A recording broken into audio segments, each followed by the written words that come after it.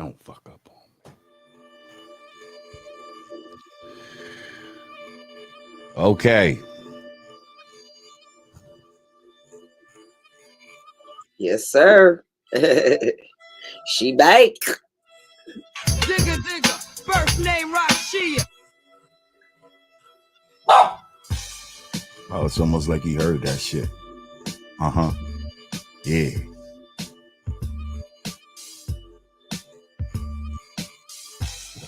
And I'm back to being off sync.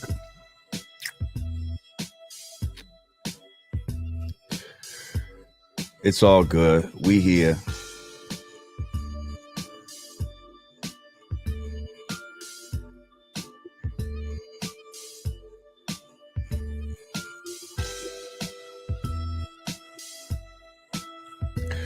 Oh shit, it's moving slow. It's moving slow. Yo.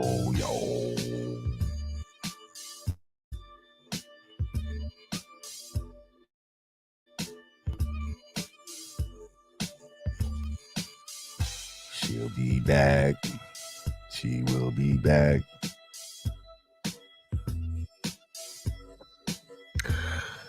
Oh, is it StreamYard? I don't know, man. I increased my internet speed. A1 Drizzy, what's good?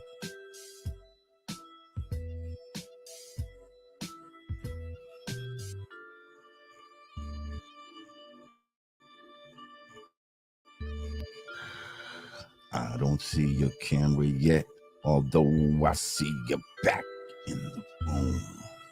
Okay, there we go. My bad. What's going on? I was trying to click on the thing that lets me see the people comments and stuff. You can hear me and all that? Yeah, I hear you just fine, but usually I see like all the comments running down the screen. I don't see them log in. Interesting. So you can't see the comments on the side, huh? Not at all. See, I don't know, man. I feel like it's fucking some shit about it. Might be StreamYard, man. It just said, yeah, like I hit a button that just said stream this to your audience, and no, it just took me away. So I'm not touching anything. I'm just gonna leave it. There is a big ass update button over here. I don't now's not the time to try to update. I'm just gonna leave all that shit alone. Okay, listen, man. We here. You know, it's always some technical shit going on, man. But you're in sync. Hopefully my shit will get back in sync at some point. It does that sometimes. Somebody said better. It's nothing about a technician, yo. It's not a technician. I'm telling you, it ain't no. Yeah, I don't know what the fuck. My shit is plugged in Ethernet. You know what I mean? I don't use Wi-Fi and all that type of shit. My shit got is virtual backgrounds now. I'm just looking at all the new cool fun stuff you could do with StreamYard. I can have a virtual background because y'all just all in my closet right now. Well, that's all right. It's looking tidy back there. Everything's looking nice. Now I see you got a DJ set behind you. Hey, what is all that about? Who do you think you are? I'm just, in spirit of the 50th anniversary of hip hop, I figured I'd diversify my hip hop portfolio and ran out, got myself a little controller there, and I've just been zigging over here. I have yet to like organize my hip hop crates because the hip hop is just like endless, but I definitely got a nice solid disco house music thing going. And I already got my first gig. Oh yeah? Yep. Where can we catch Rah Digga spinning at? At Auntie Cousin house at the backyard barbecue for Mother's Day. Nice. Yes, my family is like nice. Shout out to Auntie Cousin. letting Rah Digga. Hey, listen, everybody needs a first place to spin. Like, you know what I mean? Right. These are the places that give you your inspiration. Some of my first gigs were definitely house parties and shit like that. You know what Hey, I what mean? better place to practice than in the presence of your family who gonna tell you the absolute truth?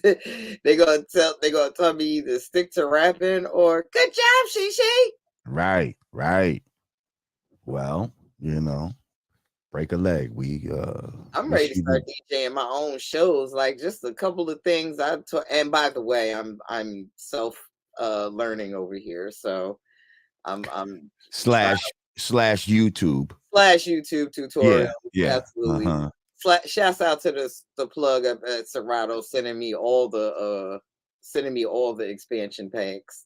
If I had like YouTube University when I was coming up as a DJ, What? that would have been so crazy. What? Like we had to I had to literally wait for certain videos to come on.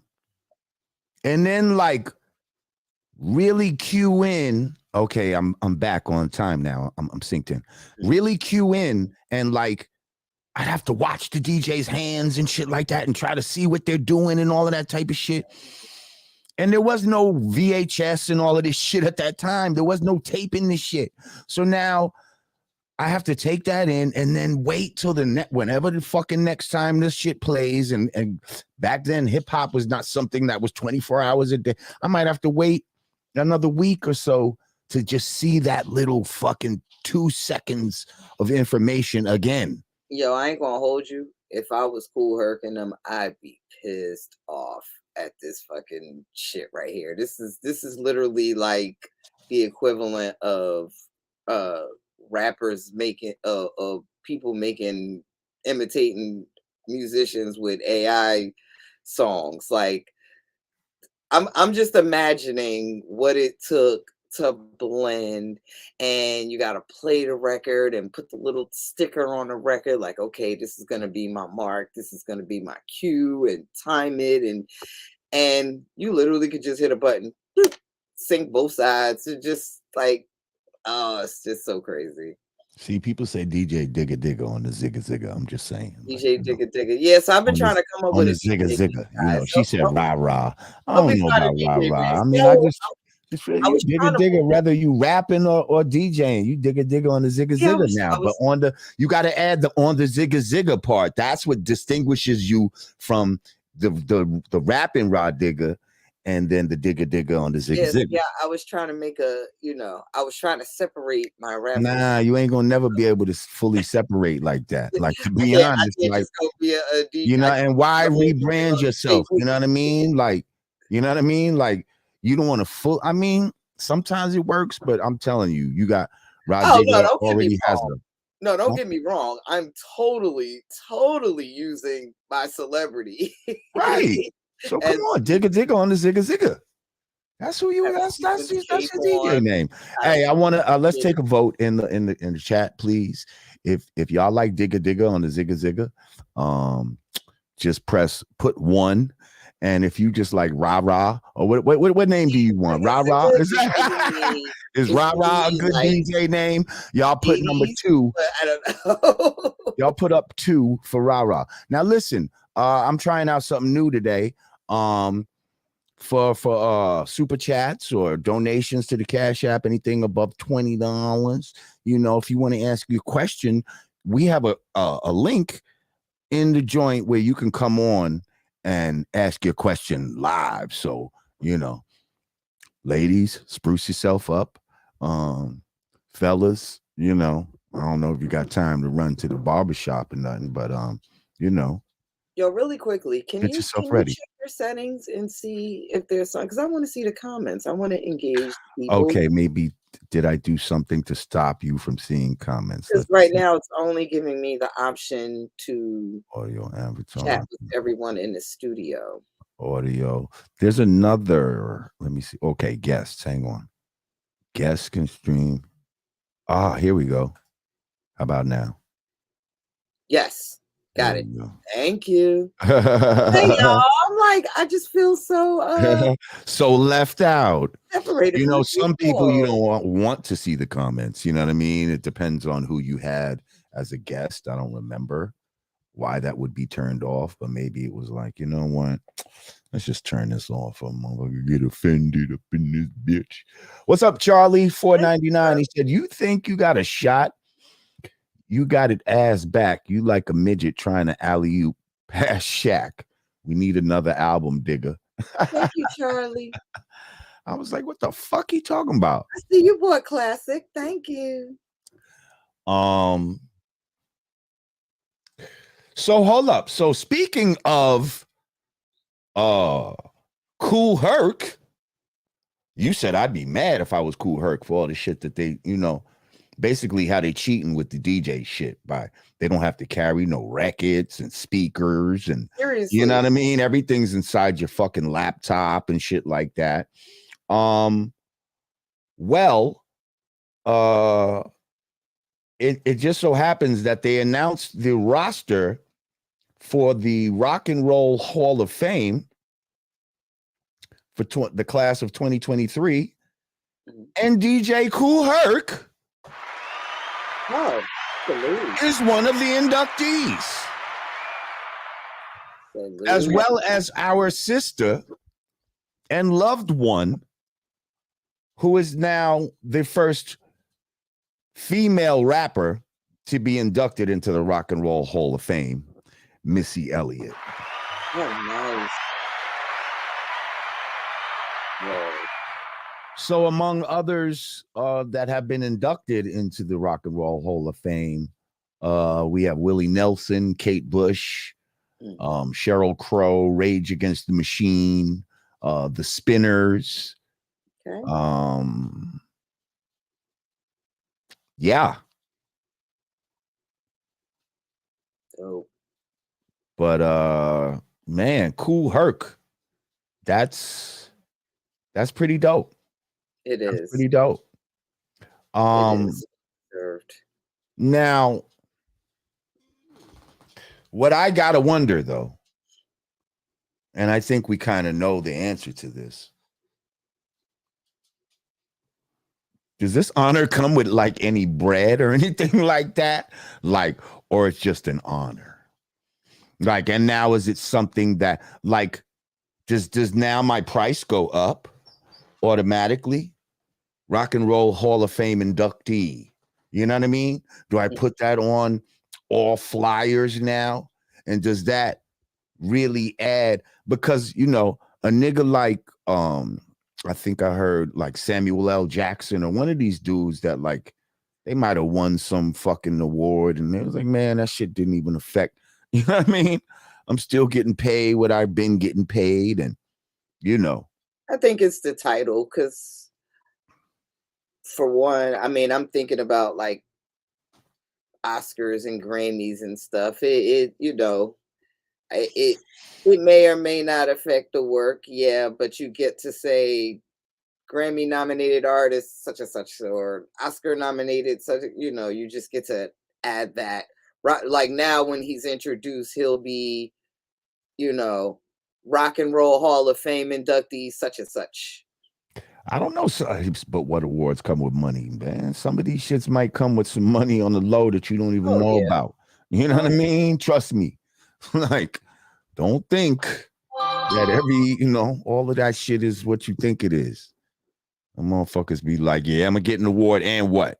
What else you got? What else you got for me to make me come out they here? Definitely have they definitely give great swag bags at those functions. Yeah, now that's true. That's true.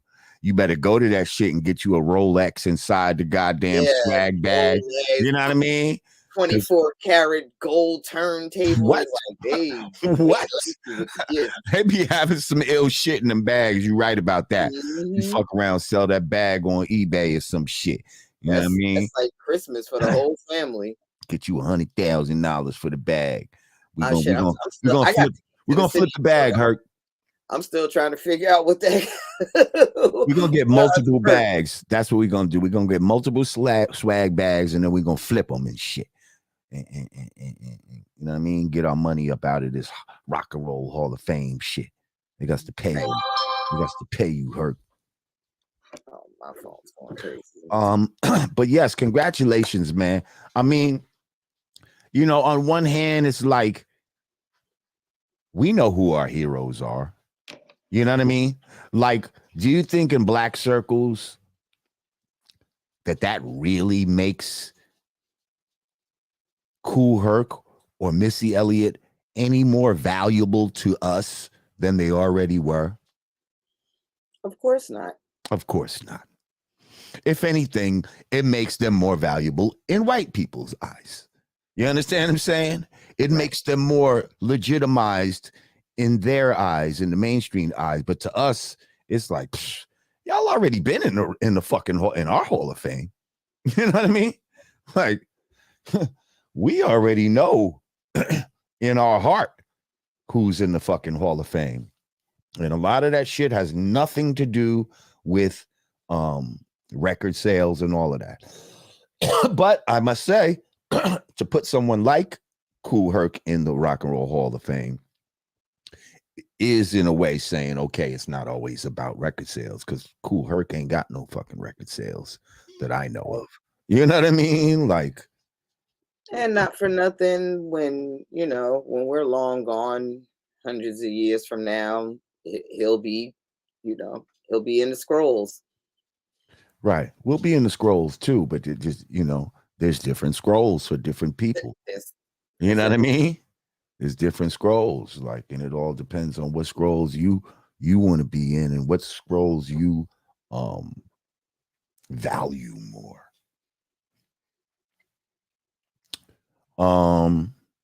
Yeah. So what do you think about that? First of all of these different Willie Nelson, ain't he been in the Country Hall of Fame? like he's probably like, man, I already been in the real Hall of Fame. The Country Hall of Fame. What you put me up in this Hall of Fame for? I mean, I'll come, but you know. Well, once they started, I mean, I always thought the Rock and Roll Hall of Fame was for rock and rollers, but I mean, once they started incorporating all the different genres, it was like, hey, that's, you know, that's what's up. Yeah, like, it's really that's what's up. I don't think it almost speaks to how rock and roll kind of died out in a way, where they had to like reach into other genres in order to make it something that you'd even want to watch. Like, you know what I mean? That you'd even want to care about. Because, like, you know, rock and rolling what it used to be. You know what I mean? It's not Like the in the days of metal. Elvis and all of that type of shit. Like, who's fucking with rock and roll like that? It's I don't know where it's at now. It's a little okay. Thank you, Cam. soft now. So apparently Don Cornelius is getting inducted as well.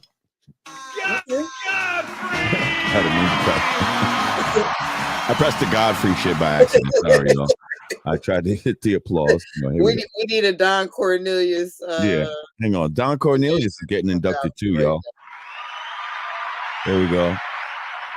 Soul Train. So I guess he's posthumously getting inducted. And apparently they snubbed Tribe for the second time.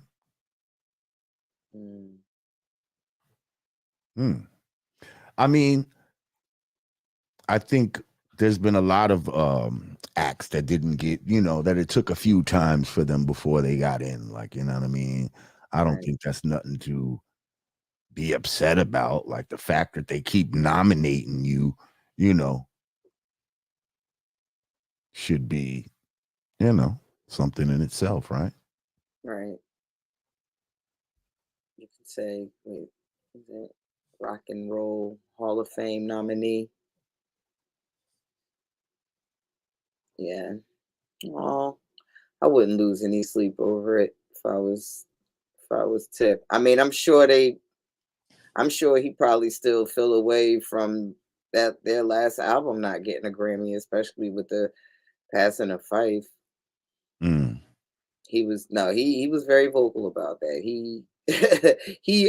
In no uncertain terms made it clear that that was fucked up. That for Tribe's last trip to the rodeo, they couldn't even get a Grammy. Mm.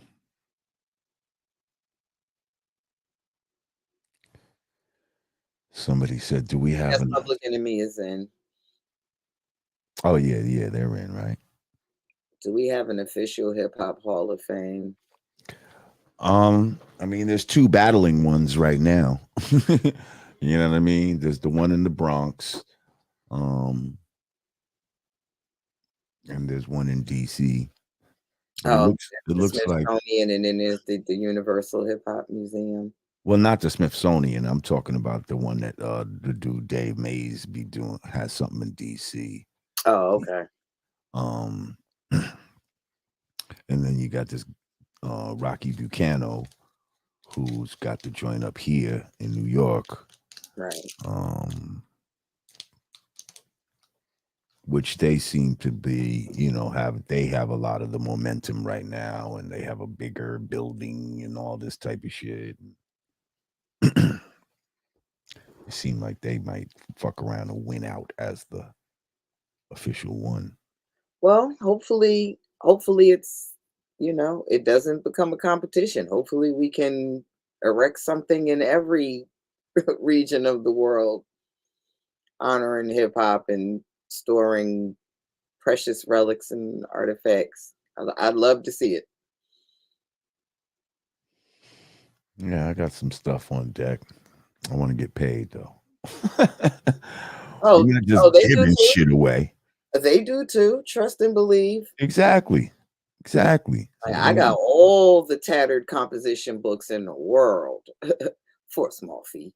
Right. I got some nice composition books. I got some nice leather Avarex tour jackets and shit like that. Like, come talk to your boy. You know what I mean? Talk to your boy. So what else is going on out here? I feel like so much has happened. Yeah, a Since lot then. has happened. A lot I has wouldn't even know. transpired. I wouldn't even know Um, where to begin. well, also I know what also had just happened. They just had that goddamn Met Gala. Mm. And that's always an interesting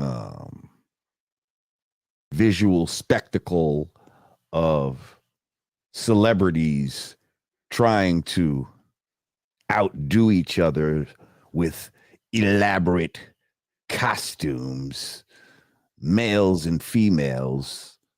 The Yeah, theme was Karl Lagerfeld you said this what? year. I said the theme was Karl Lagerfeld fell this year. Oh, so is that why? Because your girl, what's her name? Tiana Taylor.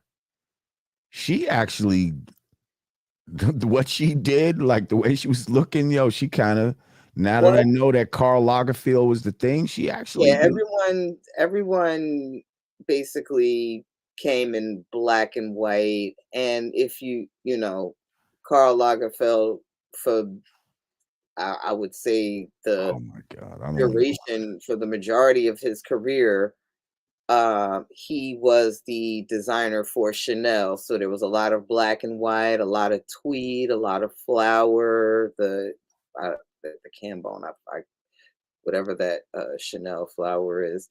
There's there was all of that. As some outfits were more outrageous than others, some definitely understood the assignment. Somebody was wearing a full cat suit. That would be Doja Cat. Right. I thought that was Doja Cat. She made her face look like a cat. Like, Mm-hmm. and then I think the Jared Leto had a cat head on too, or some Yeah. shit. What was the cat shit? Or Well, Karl Lagerfeld is known for walking around with a cat. Oh, is He's the that guy. it? Yeah, it's like he's got these spectacles with the like he used to just pop up a lot. Like whenever you saw him in public, he had a Carl. Oh, okay, dressed like Carl's cat named Chopin. Okay, see, they purposefully, you So know, Pusha T's been on his Tom Brown shit recently. honored the cat. Um, and Uh, this is what I was talking about with Tiana Taylor. You see this outfit right here? mm-hmm. And the That's way she's like looking like she's really doing that Karl Lagerfeld silhouette, like with the way she got her hair and the glasses mm-hmm. and the very defined shoulders and all of that. But then of course she got a Tiana Taylor it and fucking No, show us a piece you of had her to ass, accelerate her ass hips. and sit up in there with some Chick-fil-A. She was eating You s- Chick-fil-A at the table. Are you serious? Yeah. Yeah. Wait a minute. She was eating Chick-fil-A at the table? Yes. While everybody was sitting around waiting for their $400,000 plate Oh shit. meal. She was That's sitting there hilarious. Fuck with that. nuggets and the waffle fries. Oh shit. You fucking hood at heart ass. Yeah, But she was. what do you think Yeah. about your gangster boy Pusha T? Like he's really getting his Tom Brown on, you know. He had the socks and he was matching with little Uzi Vert. Now he's coming with this other looks like a Tom Brown type of suit. You like that? Is that funky fresh? Uh, I think it's dope. I mean, he understood the assignment. Yeah, I mean, I guess that's the type of shit you wear to something like Yeah, it's this. like if you're gonna go, like, address the theme. Don't just I'm just wearing what I want to wear. And it's like if you gonna be a part of that situation, then you know, do the part. Don't necessarily have to go overboard, but I mean that's what it's about, making a statement. So here we have Rihanna Diddy. crushed too. Oh, we'll get to them. Here we have Diddy and Young Miami. Ah, Diddy, with your floral black cape. That What was in the black vampire is going on here? And first of all, I thought they broke up. yeah, Is he trying to have a train longer than hers? until he needed an arm piece for the for the neck. Ah, he needed an arm piece. Gotcha.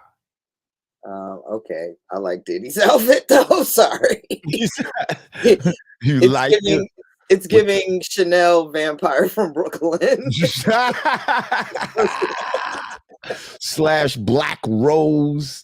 I mean, I'm sure it's very expensive. It's very That's okay. Sean John Couture.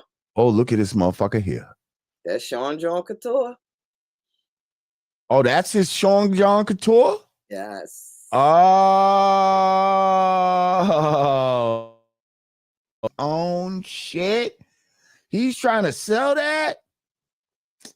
I mean, with most of these fashion houses, the clothes that are on the runway aren't necessarily to wear outside. It's what this is to make a statement.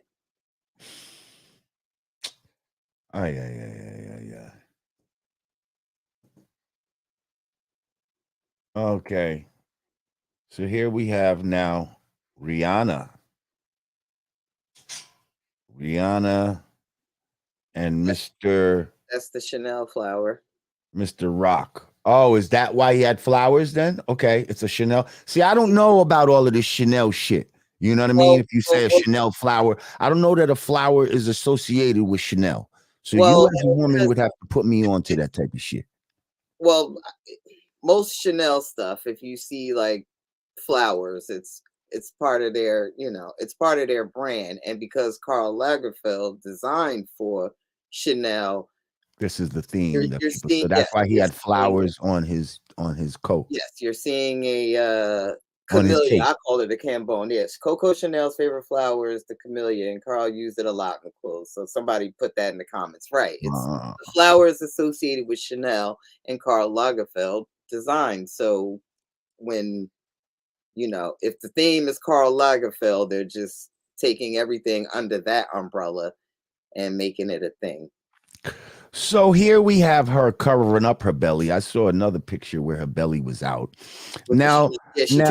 She took that off and she had the hat and the Chanel glasses. Rihanna can do no wrong fashion wise in my eyes. Right. And look at that fucking train right here. This is fucking crazy. Look at that shit. Mm-hmm.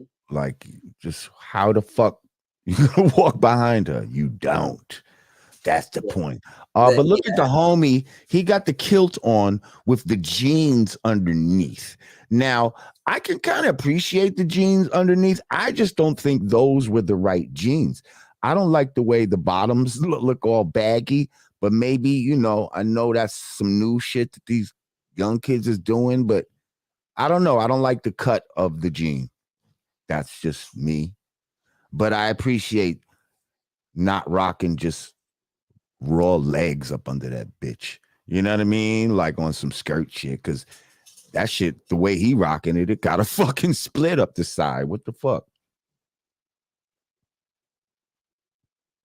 Hello? I'm just looking at your pictures. Any comment? I'm men in kilts. Shit. I mean, I guess that's a thing. And then here goes your girl showing up like the queen whore. Look at her. No one's gonna out whore me, god damn it. This is my fucking gala.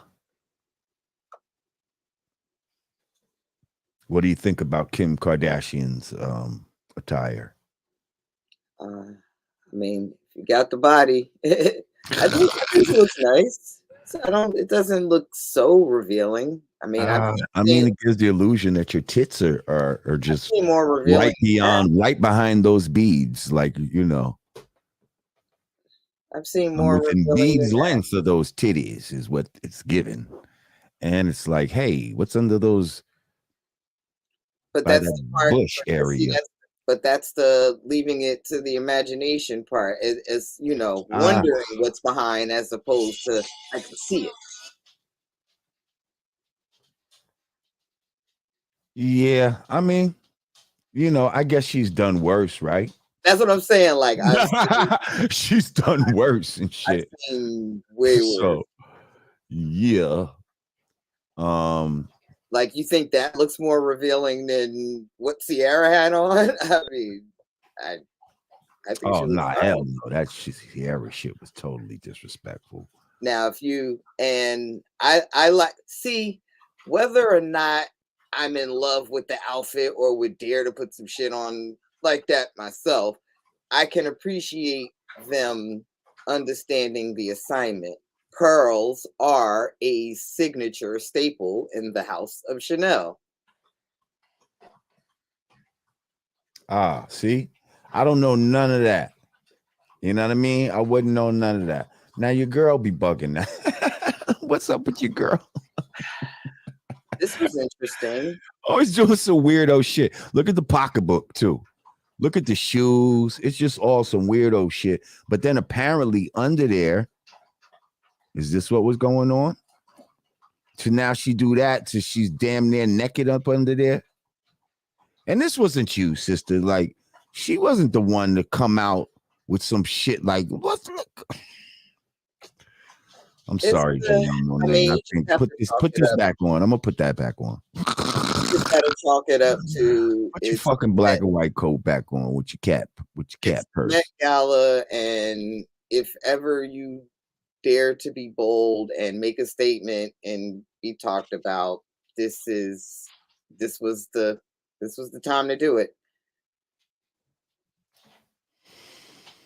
I mean, okay. Well, not for nothing. Black and white is definitely her brand. Oh yeah, she been doing that. Now that's forever. I don't think I've ever seen her in anything outside of black and white. Well, here goes some red with black and white. Okay. But yeah, that's definitely her signature is the black and white.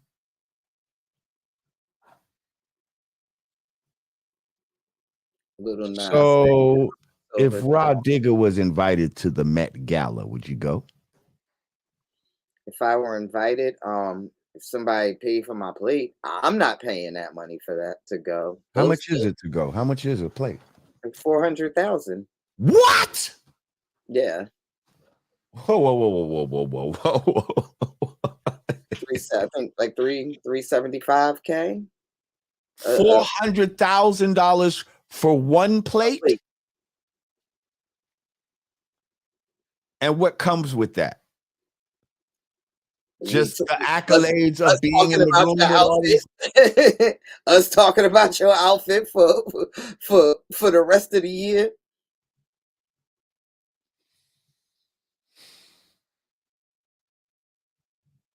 Listen, now I'm sure they have like companies that'll sponsor you, that'll pay your plate if you wear their shit and all that type of shit, right?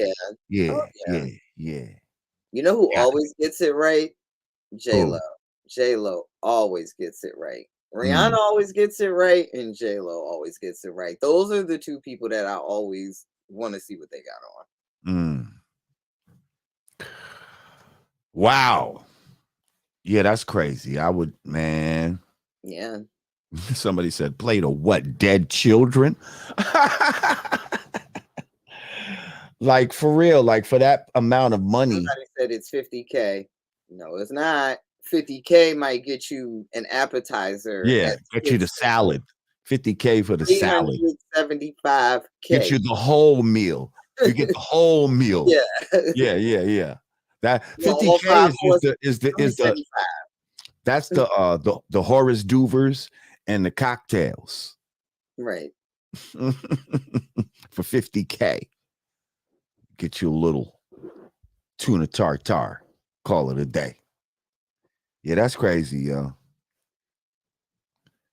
See, back in my younger days, I would have expected like sexual favors to come with that, like all kind of shit. Like I would have like, well, what comes with that? Like, obviously, there got to be like, you know,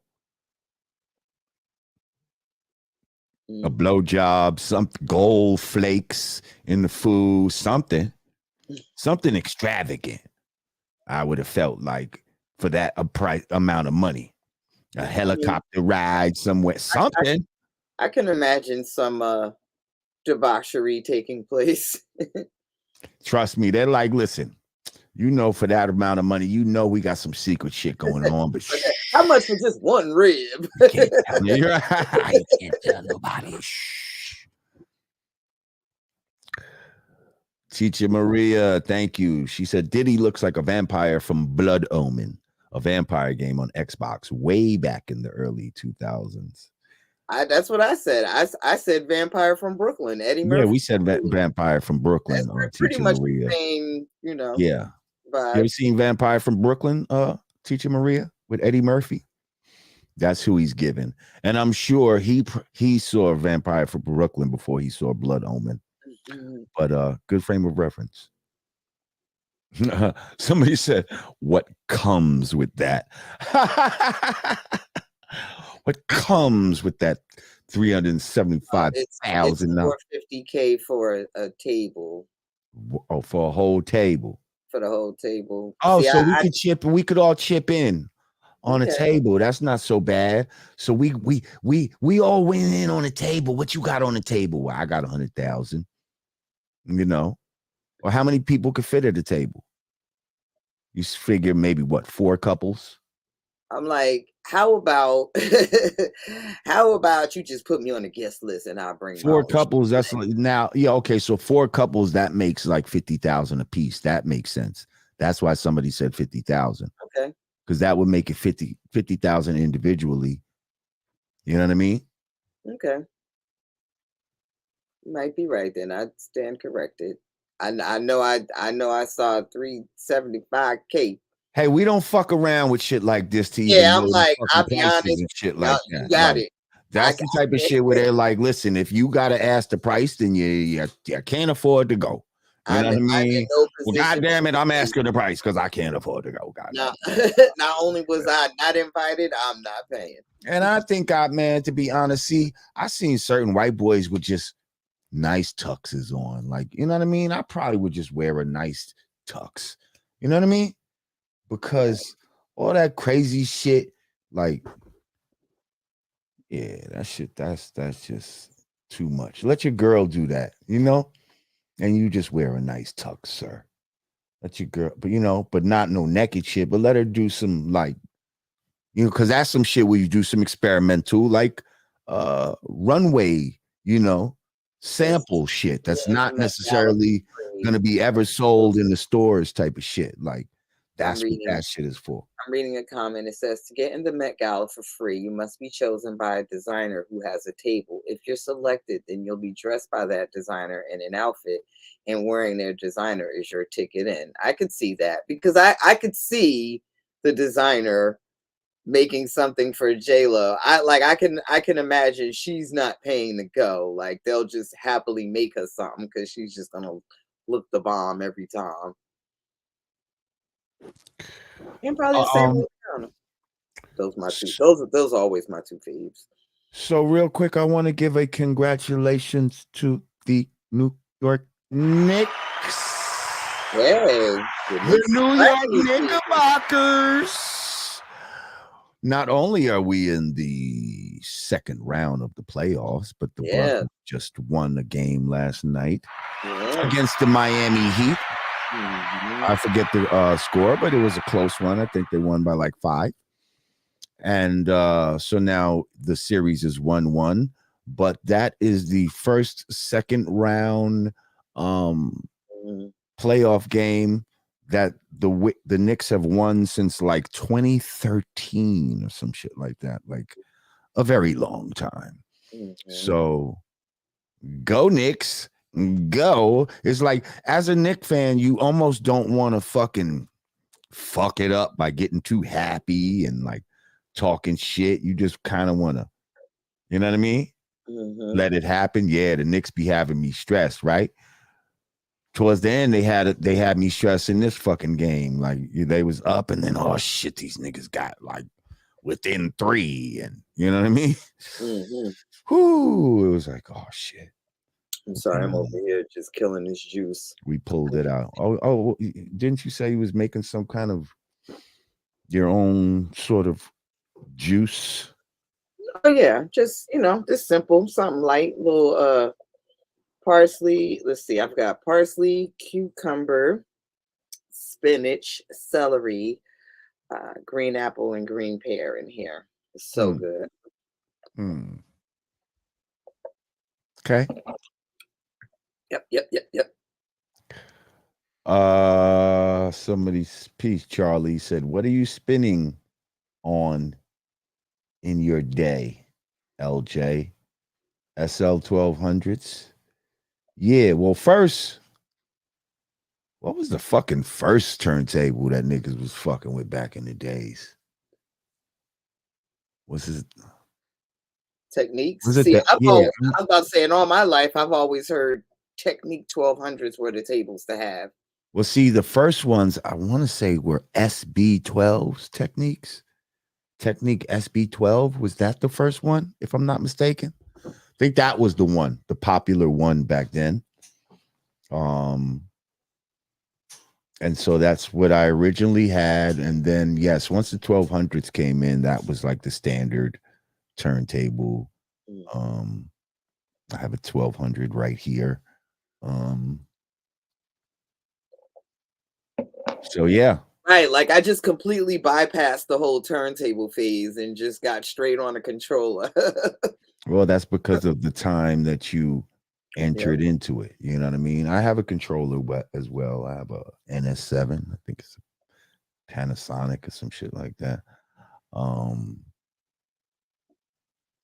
But yeah, I grew up on turntables and shit like that. Shit, we first started DJing on record players, to be honest, not even turntables. Charlie Shearer, thank you. He said, I'm over here coding and listening to Rah Digga's The Lesson of Today. You have to listen to each and every single word I have to say. Classic song. Thank you. Thank you, Charlie Shearer. Yeah, Dirty Harriet just celebrated its 23rd anniversary, April 4th, 2023. Nice. Congratulations. 23 years, and September will make the 25th anniversary of Flip Mode's Imperial. Nice. Wait, what the brother? You said, yeah, listen to the lesson. Speaking of the lesson of the day, today's Wednesday, May 3rd. Digga, what's today's mathematics? Understanding.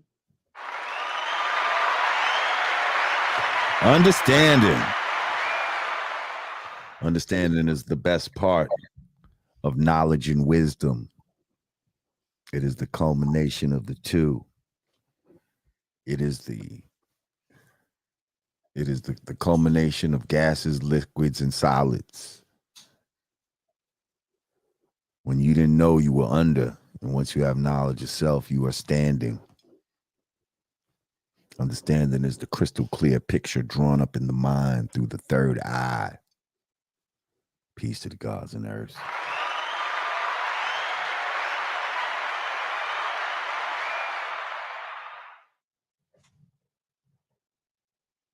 Now I know you and my guy Artie Stacks been on a roll. Have y'all been discussing all of these shootings going on with the? I mean, it's a little bit old news now, but the people knocking on the wrong doors and pulling up in the wrong driveways and Well, stuff. yeah, they keep saying, well, yeah, we talked about my man Ralph Yarl. And somebody said, stop saying it's the wrong door or whatever. Like, you know what I mean? Like, It was the wrong door. Yeah, but I forget why they said that. They were trying to make some sort of point or whatever. I read it in the comment. I forget what the fuck they was trying to say. As if to say, you know, as almost like he did something wrong. You understand what I'm saying? Like he knocked on the wrong door and that's what got him shot. You see what I'm saying? Like the guy was trying to say, like, by saying it's the wrong door is meaning he did something wrong. I guess subconsciously it kind of puts it on the guy. I could kind of see what he's trying to say in a way. But yeah, Well, I mean, I guess he knocked on an unintended door and got shot. You know what I mean? For we don't even know why. You know what I mean? And then apparently the charges weren't you know, commensurate with the crime, basically, with what happened. Like, you know, I don't think they charged him with like attempted murder or any fucking thing like that. But I don't know. And now, what's this driveway shit you're talking about? I don't know about the driveway thing you're talking about. A couple of things. So there were two instances there. I mean, I think at the same time as at the same time that happened, there was another young lady that was someone. She was in a car. She was a passenger, and the driver was attempting to U-turn or K-turn in a driveway, and those people shot from the crib, like the second story, and hit her in the neck. She died. And then there was another incident. Yeah, I mean, there's been. Do you know where these places are at? Where these things happened at? That I think happened in New York, maybe. Correct me if I'm wrong. Somebody look it up. I think that happened upstate New York somewhere. Maestro Fresh West, Peace King. There was another instance, another driveway instance where two young women were doing Instacart. They were delivering groceries, and I guess there were two houses, and that the driveway in between. Sometimes you don't know whose house that driveway belongs to, so right. they up in a driveway, and yeah, and the person started shooting at He him. pulled up in the wrong driveway. Yeah.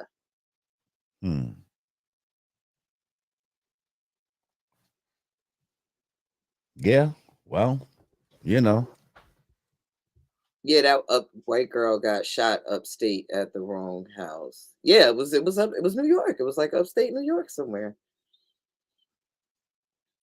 Somebody said, Lord Jamar, did you listen to John Cena rap album featuring Bumpy Knuckles? No. Why would we even know that was a fucking thing? Like, did you know John Cena had a rap album featuring Bumpy Knuckles? I did not. John Cena, the actor? I think John Cena is like a wrestler. He was a wrestler. Oh. I think he's an actor. He might be an actor now, but he definitely was a wrestler. Wait a minute, let me do my Googles right quick. Do your Googles. Do your Googles. Yeah, I'm like, why am I telling the audience to do it? I could do it right here, right? Who am I thinking of? Oh, Matt Cena. Okay, I'm like, Cena?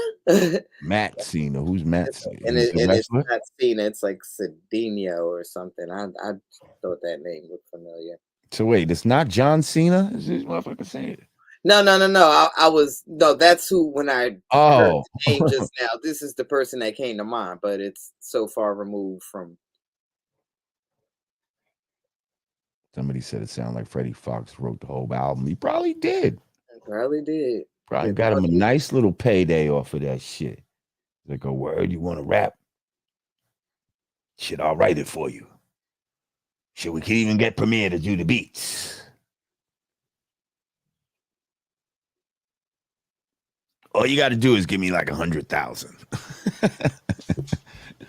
We can get that done. Bad.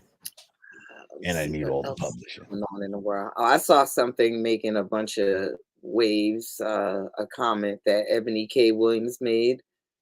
Who's that? She's a journalist. She's a personality. I remember her. I believe she was on Fox News. Then she had a brief stint on State of the Culture with Joe Budden and Remy. Mo Gunner shooting his shot. And thank you, Mo Gunner. Gunner shooting his shot. Thank you, Mo Gunner. Not for the compliment, for the. She was on. Then I think she went on to do a season of the Housewives of New York. Like you recognize it when you see it. You could just Google her. But she does podcasts too. I think she works under like Charlemagne's network. But basically, she was on. I didn't see the episode. I just saw all of the online chatter. But she was on Ayanla, maybe. I know it was a conversation with Ayanla, and she said she would never date or Ayanla must have asked her, would she date a bus driver? Or she was like, and only if he owned the bus. Yes, own the bus or something. Right. Yeah, because I actually saw a post where Boyce Watkins said, I guess he was going to interview her, and he said, yeah, you might find it interesting as to why she said that, and check me out on my show or whatever. So he was going to have her just the other night on his show. So I kind of would be interested in you know what I mean? Yeah. Seeing what she had to say about that. Like maybe she has her reasoning and maybe it's not as shallow as we think it is when we just automatically hear, no, I wouldn't drive a bus driver, but only if he owned a bus. I mean, that's how she said it. With face and all.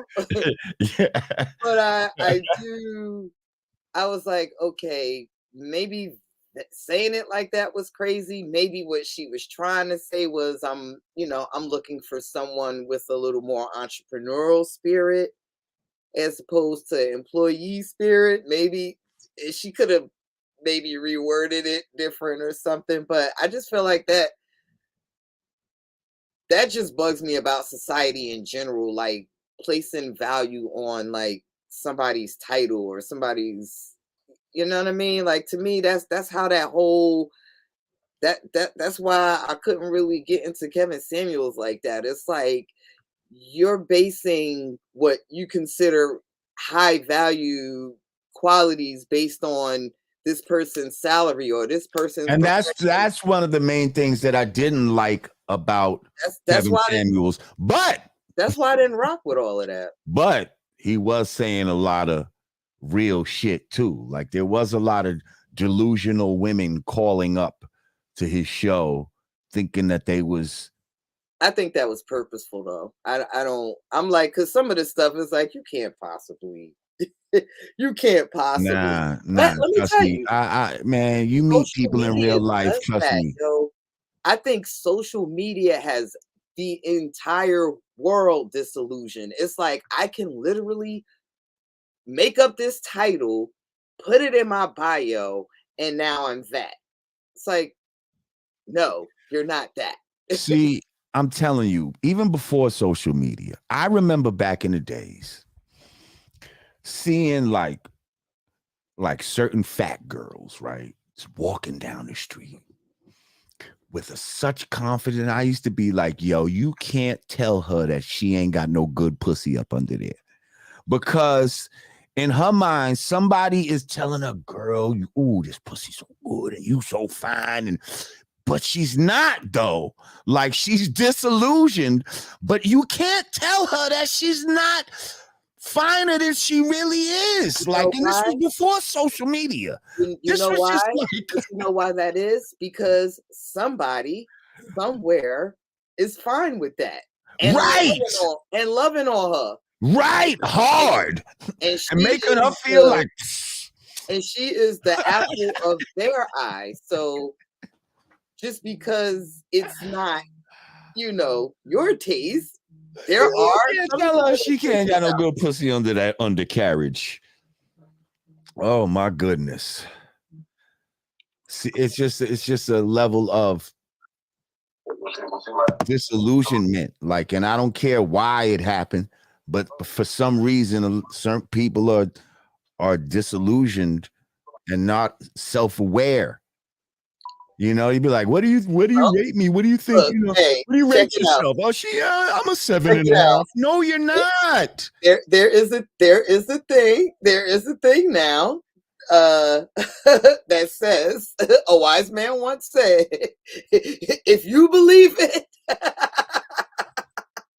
it shall be, right? If you believe it, they'll believe it. Yeah, you gotta believe that shit ain't. Yeah, but they don't even believe that shit. They don't even fucking believe that shit. My man, I just saw a Kevin Samuels clip, and he's talking to a white girl, and he was like, "Yo, she like something about what do you rate yourself? Above average, average, below average?" And she said, "About average." He was like, "Yo, you're 5'6", you're fucking 300 pounds, you got 2 children, you're like 30 something years old. Like, what do you mean average? Like, and like, that's real. Like, why would she forget the economic parts of it and all of that? Like, she wasn't pretty and all, like, her best days were behind her.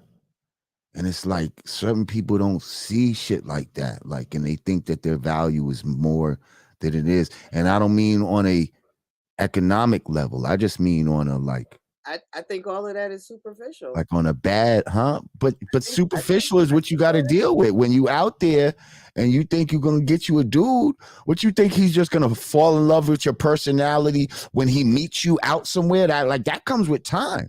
The first thing that attracts somebody is there's something superficial about them. Let's keep it real. That's what pulls you in at first. Then we get to the meat and potatoes of the person. But you ain't out here looking for no fucking elephant men to sit down and talk to and see if they're a good person. You running from them motherfuckers. But you also, you know, you also can't put a stigma on all things that, like, so if a woman is in her 40s, divorced, has some children, nobody wants to marry her. She just has no value. Her not that nobody, but her shit is, her odds have gone way down. Not necessarily, and she shouldn't act like she still has the same odds as a woman who don't have a kid, who's in her 20s. But see, that depends. You know what I mean? That depends on the man you're talking to, because guess what? No, this whoever young hot player Is that your phone buzzing? Might not be her, might not be her taste. But how about there could be a man somewhere? Yeah, there could be, but that's a lot of, you know, with children. There could be a Loch Ness monster in that swamp over there too, but you know. No, I'm saying there the odds of it. The odds of it are low, but it's possible. It depends on. I think it depends on the individual's taste, because there could be right. a man. But here's the thing, right? Wait, hang on. Okay, go ahead. There could be a man who's divorced, who has grown children, who's also looking for someone similar in that counterpart. Like, oh, I want, I like the matronly type. I like the motherly type. I like the nurturing type. So to say she just has no value, like, no, you're not going to go get Casanova. But to say that this person should just abandon. But here's the thing. Here's the thing. These same women will shit on their equivalent of a man, right? And they'll want Casanova. They'll want the guy. Oh, I need the guy that's making, at least he's got to be making at least $250,000 a year. That's the kind of fucking idiots that would go on his show. Not the one, they wouldn't go and say, I want a man like me, my equivalent. He could make just as much as me. Like, no, they always want more and something out of what it seems their league would be. So I would understand if they said, okay, I'm gonna settle for a guy that's kind of pudgy like me, and he got a couple of kids, and if he wants me, then I want him. No, they don't want that. That's the whole thing, and that's what makes it delusional and shit. I think that was a part of the shtick. I don't think so. Calling up to his show and doing that. That's not a. I think that's real. I think that's real. I think there's a lot of women out there with false expectations like that. I think it might be real for some and a select few. Like, for instance, I don't know these, like the women that would call up there and say the stuff that they say. I don't know these women. I don't hang with them. I don't know anybody like that. But they out there, Digga. They're out there. They're out there, and for whatever reason, the whole race of women gets cast and categorized based on these idiotic values. Wait, so you believe that quite possibly, and now I'm going to keep my mind open to this because it's very much a possibility. Do you believe that the whole Kevin Samuels was some shit that he made up? Like, he could have been paying women to call in and tell them to say some dumb shit, and then he would respond to that like that? Like that it wasn't all organic? Do you think that that's possible? That I think could have been something he was doing? I think much like Jerry Springer, much like all of these things, people were getting on camera and giving the most outlandish backstories for their 15 minutes on camera. That's what I think. Like, some of them, because all of it wasn't crazy. Even though I really wasn't checking like that, I did hear some things that made sense. I heard some things that sounded ridiculous. Like, I don't even believe that you believe the words that are coming out of your mouth. So while he may not have necessarily been paying them or orchestrating it in advance, I mean, listen, I don't put it past I people don't in this put day and anything time because listen, if he started to see, wait a minute, this shit is working, like, but I need them to be more like, you know, dumber. Like, you know what I mean? Like and if he started do you paying believe motherfuckers, that what's the show now that you are the father? Like, do you believe all of them women are really going on this show and don't know which of these 5 dudes, which one is Mo they Mo Mo Gunner just got on our brother Boyce. He called them moist twatkins. He like came and I said it's the actually biggest simple I lie. think I Is remember this being a is this teenager. Umar? I remember being a teenager Thank sitting you, in an man. audience of one of them shows, and the girl sitting next to me, and everybody was getting on the girl that was on the stage, and the girl sitting next to me was like, "She fine, that's my home girl. We just got a couple coins, get on TV." So, and I'm not saying that he was paying people. I'm just saying people will do the darndest things for some camera time, They damn or sure in will. his case, some Like, yeah, I hate to rest in peace to our boy Jerry Springer, but Yes, rest in peace. I hate to break it to you, but not all those stories were real. Like even the Maury's, those are not all real. I'm finding out Exactly. not all the cheaters are real. Rah hasn't watched any of Kevin Samuel's content. You're right, because the couple of things that I've seen, I saw a lot of disrespect and divide and division creating, if you ask me. So I don't know. Now, if you're just joining us, first of all, make sure y'all click that like button. We got about 381 people in here right now. I don't know how many likes we got, but make sure you click that like button, click the share button, let people know that Lord J and Digga on the Zigga is in the motherfucking house. Also, if you haven't subscribed to the channel, make sure you do so. Oh, like I said earlier, I put a link in the description. And if you want to come on camera and ask a question, you drop at least a little dub, and we'll bring you on camera. Just make sure you camera ready. Make sure your phone is in landscape mode, and yeah, we could do it like that. Real quick, speaking of what you watch and all that, right? It's not misinformation. I can speak on the few things I have saw. It's not information getting passed on. I watched some stuff and I made an assessment and I decided that ain't my wave. What are you talking about? I was just responding to a somebody said I should watch it because that's how misinformation gets passed on. I'm Oh, like, whatever. Nah, I hear you. You know. Anyway, Apples and oranges. but here's I'll take cucumbers. speaking of watching. Now I want to know what you watch because we haven't talked in a while, and there's a few series that have come to a culmination, and I need to know if you're in on it. Let's start with the Wu-Tang series.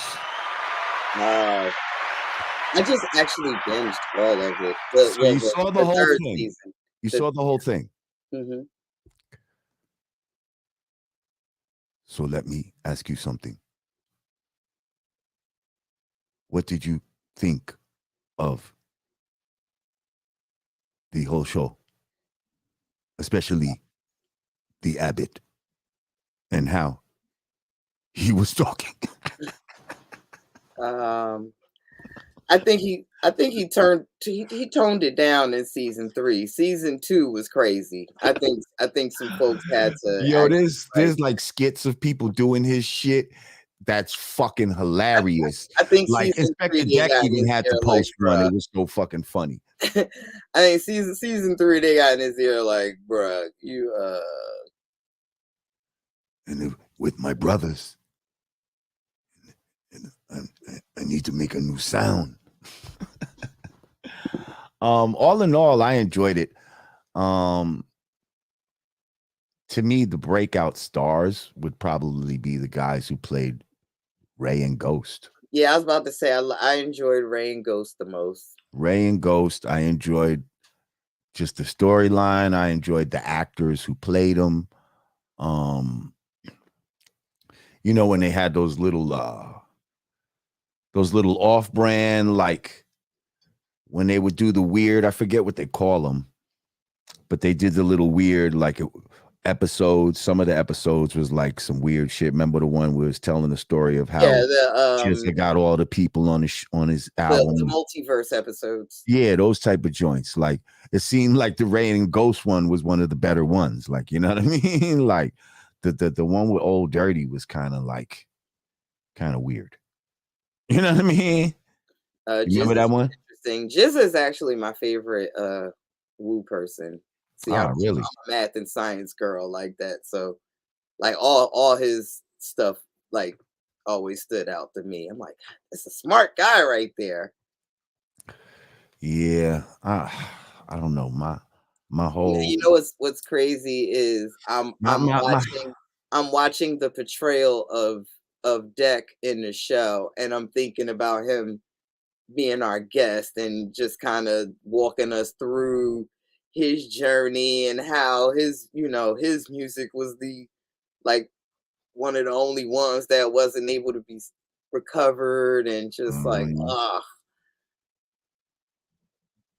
I mean, I always love how Deck rap, but I don't know, just something about, just Ghosts is you know what I mean? Like just even in the show, it's like, you know what I mean? Like Ray. Yeah, just his whole energy and just how, But I love Jizza. Like he just, intellectual. I'm attracted to intellect. So are you a what You do know they call it? Sapio. So there can be an sapiosexual. You can be what they call it, Nano? Sapiosexual. Yes, see? So yes, you can be an extremely intelligent bus driver and be high value to me. Right. So, but you're not, that's why I don't rock with all that, But that's you, and you're more grounded. A lot of people aren't as grounded. You know what I mean? Do you think everybody wants. Do you think there are more ungrounded people than grounded people? Because I can honestly say, if we're talking absolutely, if we're talking like on a superficial level, which I'm no parts of superficial, I would say I know more women that are settling than dating up.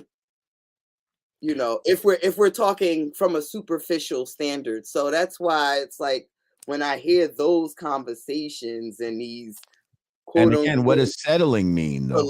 Because for some people, settling is getting with the guy that drives the bus.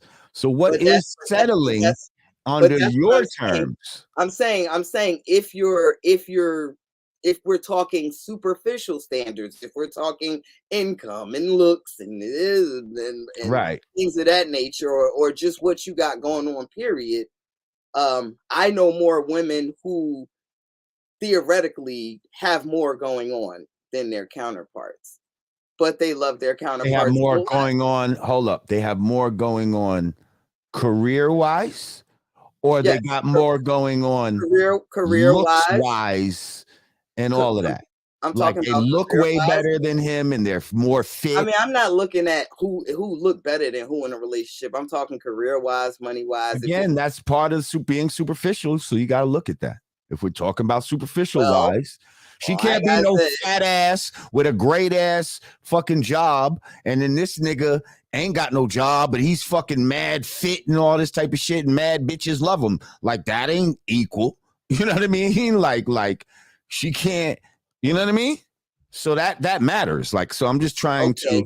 Well, my definition of settling is she gonna be all right with or without him. He might not be all right with or without her. And see, I don't even like that. I don't like even that message. Because first of all, none of us is gonna be all right without each other. she's not going to be all right without him. And he's not going to be all right without her. And we got to stop thinking that we can tell our people that, oh, you could be all right by yourself. No, we're talking about on a superficial level as far as what is determining the value of people. These superficial conversations that are being had is basing people's values on their profession, where they went to school, what they look like, their bank accounts, X, Y, and Z. I'm the one saying that value is determined by what that person means to you, what that person represents in your life. These superficial standards that are being regurgitated and even more so, I would say exacerbated by social media, is what's causing all of these, is causing these gender war rifts. If you in my opinion.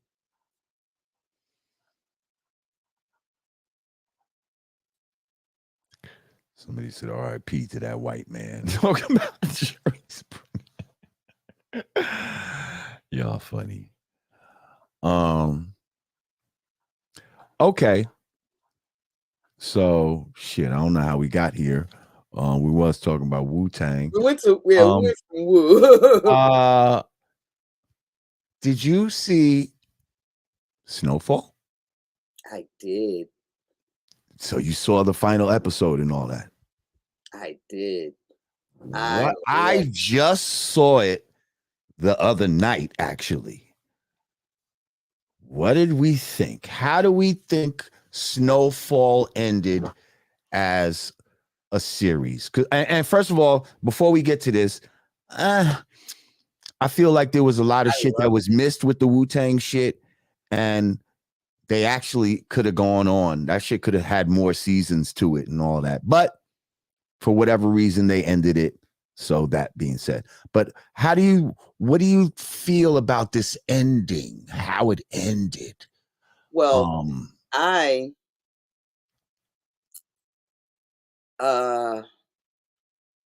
don't think. And spoiler alert, people, we're about to talk some shit. Yeah, spoiler alert. If y'all ain't watched it by now, then tough titties. I'm happy that Franklin didn't end up dead or in jail. That was too predictable.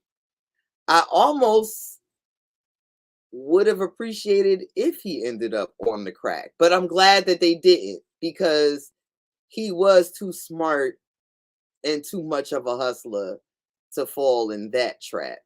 But it happens. So the fact that he did end up the way that he did, and I saw that, they did the full circle with it coming back to him being his dad. I liked it. I liked it. I thought he was going too crazy, I thought he was too far gone, too out of control. Like, I'm almost happy he didn't get his money back. Right. That's just what I'm saying. Like, if he would have got the money, then that almost, and he doesn't see it. And a lot of people don't see it. Like, I almost got into some shit with my son over this, because I don't, certain people don't understand why his mother did that. You know what I mean? Like, I totally get it. And she did that because although he did end up descending into, low value,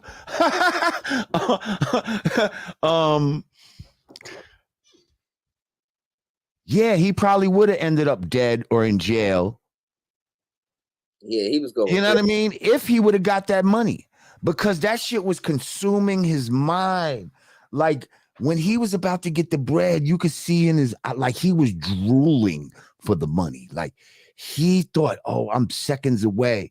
And Moms was like, fuck the bullshit. Like, where's he at again? And that nigga Teddy had to be a fucking little dickhead. You know what I mean?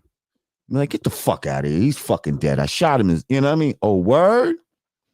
I'm glad he got fucked up, though. Yeah, I hate it. I'm like, pour all the oil over that motherfucker. Yeah. Pour it on his dick. Pour some oil on his dick. Let this fucking balls bubble. Don't give a fuck.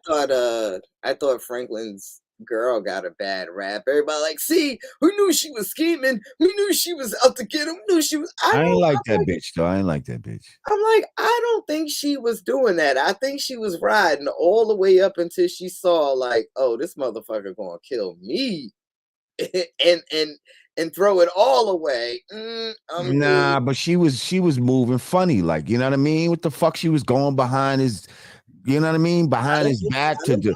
I was testing the waters. Nah, bitch. She wasn't moving funny. She was handling the business. She had been doing that the whole time. Everybody forgot that she was running the real estate. She was running.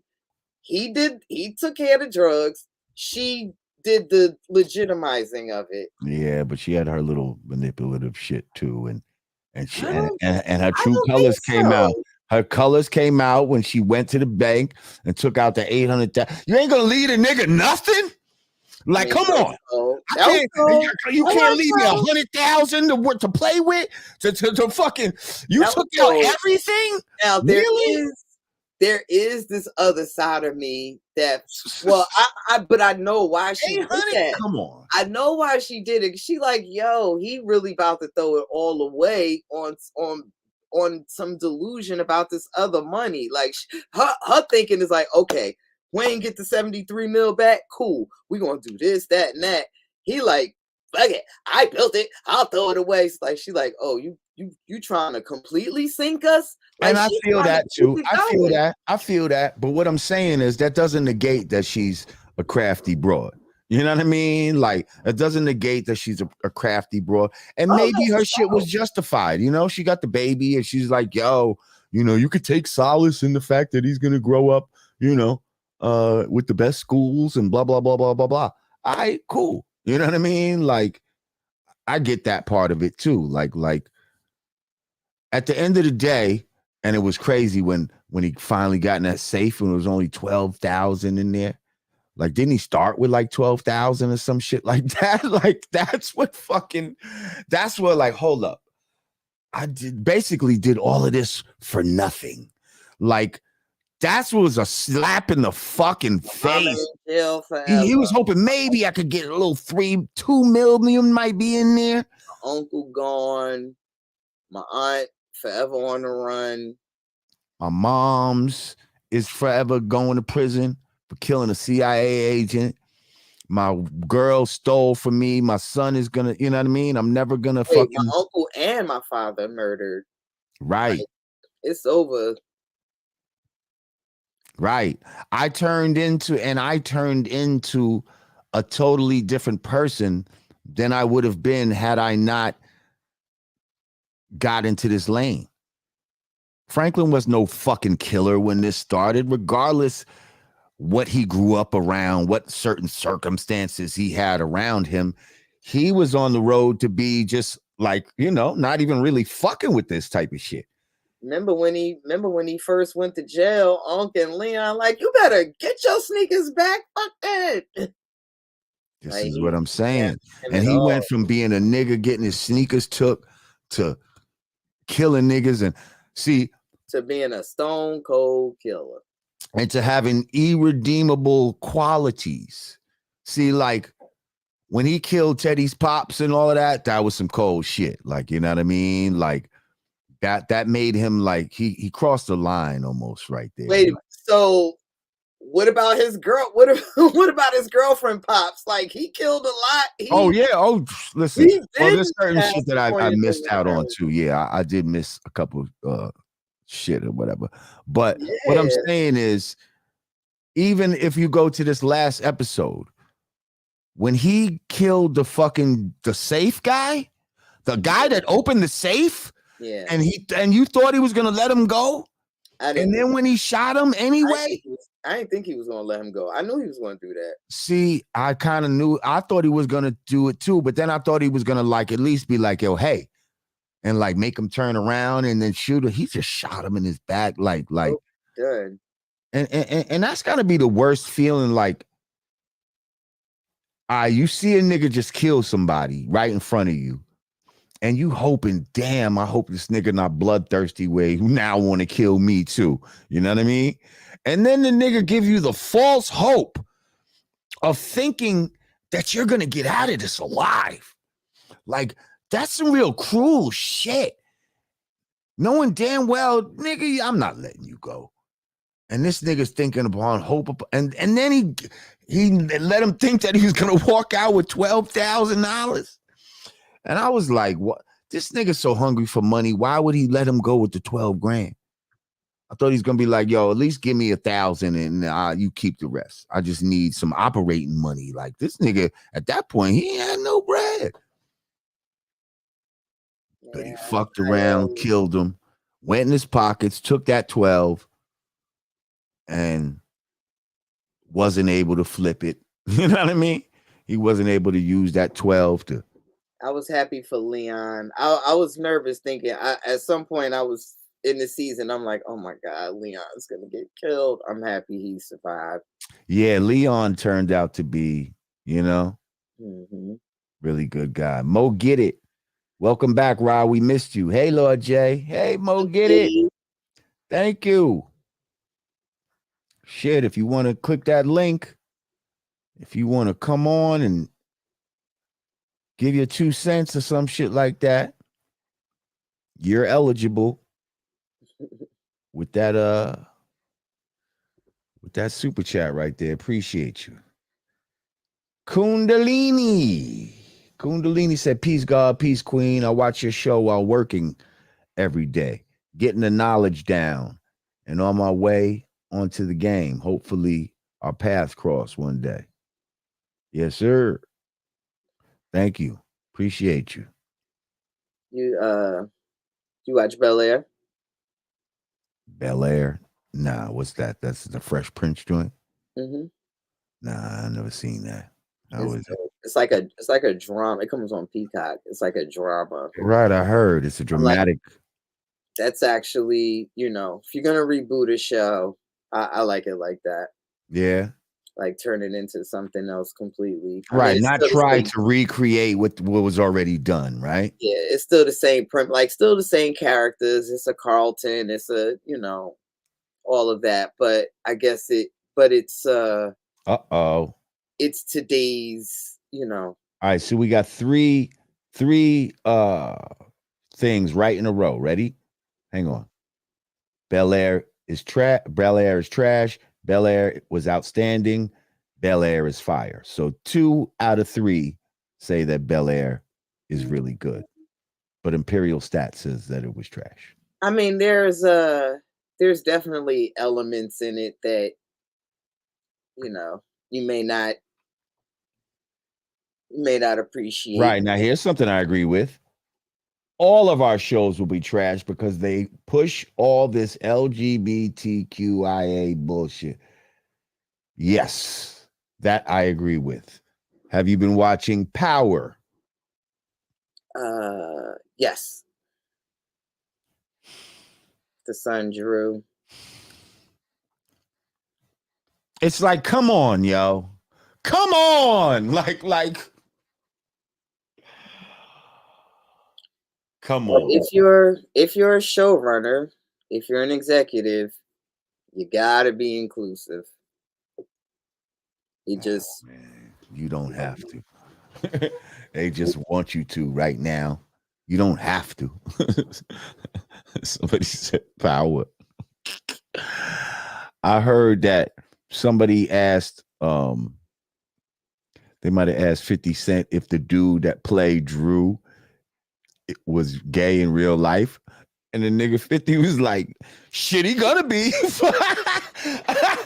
gonna be after doing all these scenes. He's like, shit, every episode this nigga doing some shit. As almost to say, like, as if the way he was saying it was like, he's not the one writing this shit. Like, you know what I mean? Like. Well, that's what I mean. It's like that's what I'm saying, the showrunners, because I 50 is what the right. His name is on the shit, and I'm sure he's negotiating shit. But as far as how the show goes and you know what I mean, there's all of that type of shit, I know he's probably reading the shit himself. Like, goddamn, Again? Stick in the bed with a nigga with another nigga? Like, come on. You know, and I be fast forwarding those parts. I'm not watching it. So if there's any pertinent information that goes on while these niggas is in the bed, and I be missing all of that shit. Cause I make sure I get past every time he's with the Puerto Rican nigga. Get the fuck out of here. I don't want to see none of that shit. Well, he just killed himself. There goes yes, that. yes. Oh, and I was happy. Now that part I watched. That part, hang on, let's clap it up. That part I watched, and I was like, yes. You know what? I'm actually interested to see how this is gonna play out for Monet. Like, he's gonna find. It's I'm gonna like, be find out. You know, they a whole bunch of shit's gonna come out. That she killed Poppy. She killed Poppy. Cheering on find out now. Did y'all kill Poppy? First of all, I hate the way all of them say Poppy. Poppy, and especially the girl, the daughter. Poppy said, "What about Poppy?" But shut the fuck up with this fucking Poppy shit. Why do I feel like this is how all black people in the Bronx talk? I feel like Remy talks like that. Poppy. Hey, Poppy. I feel like if you're a black person and you're surrounded by like, yeah, you just get the Poppy in your fucking Latino demographic. Yeah, you just get the Poppy in your fucking you get the in your accent and shit. You just can't even help it. It's your Poppy.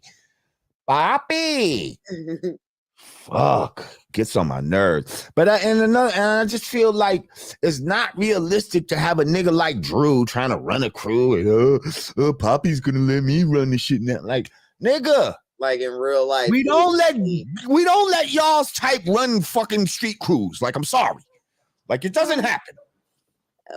Omar was pretty thug with it. Omar, that's some fake shit too. That's some fake shit too. You know what I mean? I mean, yeah, there's thug niggas that, you know what I mean? When they go to jail, they might get on some gay shit and, you know, back in the days. But then when they came out, they would get right back on some trying to be a regular dude type of shit. Be like, no, that's just jail. And I don't agree with that type of shit. But, yo, it ain't like I never seen no flaming, no dude that just outright mess with dudes. And now he's running a criminal organization. Nah, man, that shit, that's fantasy land right there, yo. That ain't no shit I never seen. Just like you never seen these women that, you know what I mean? I never seen no shit like that. These niggas play subservient roles inside the, you know what I mean, in the organization. You're gonna be a mule, goddamn.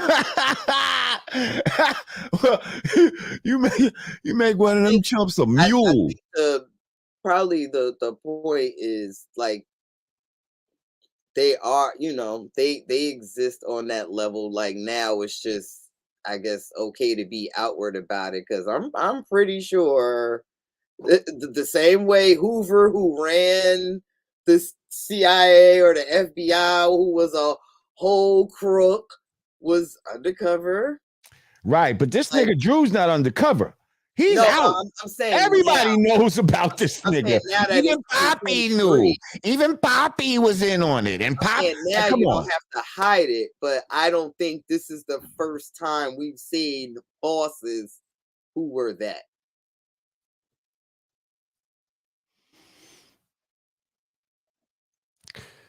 Yeah, man. Not fucking with it. Somebody said Omar wasn't a kingpin. He was just a respected murderer. Exactly. Like a Jeffrey Dahmer. A respected murderer. A respected gay murderer. An LGBT murderer. You saw the little LGBT girl that thought she was a guy and went up in the school and was shooting shit up, right? You saw that, right? That was a little while ago. Oh, school shooting. Yes. But it was a girl who thought she was a guy, but it was a girl. I thought but they're not billing it as an LGBT assault, an LGBT terrorist attack. No, it wasn't. It wasn't. Yeah, it was. It wasn't a girl that Yes, it was. trans to a guy. I thought it was a guy that trans to a Nah, girl. it was a guy that it was a girl that trans to a guy. Look it up. Oh, And okay. she didn't really trans. She didn't have no dick. She just identified as a guy. Just decided I'm a guy. Oh, you know what I saw? And maybe somebody could provide this, but I just saw a thing on Twitter. I forget who it was. And somebody who said, I will give $10,000 to the first person that could provide me a picture of Michelle Obama pregnant. No, I don't do Michelle Obama slander. Not laughing. I'm just saying. I'm just saying. I'd like to see that too. Nope. I'd like to see it too. I don't do Michelle Obama slander. Oh shit! Not funny. Why is that? Because that's my girl. That's your girl. My girl. Oh, really? Transformers, more than meets the eye. Robots in disguise. So what the hell? Let me see something.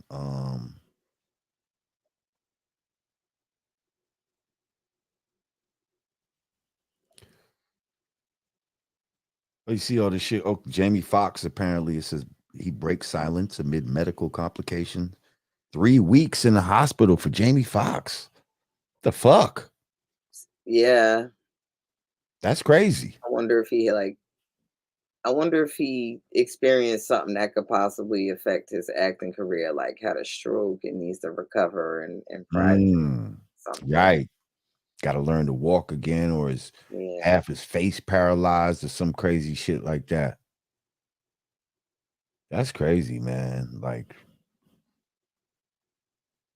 and what could it have been from? I don't know. Could he Definitely been keeping it under wraps. Could he possibly have been maybe injected with something? I'm just saying. A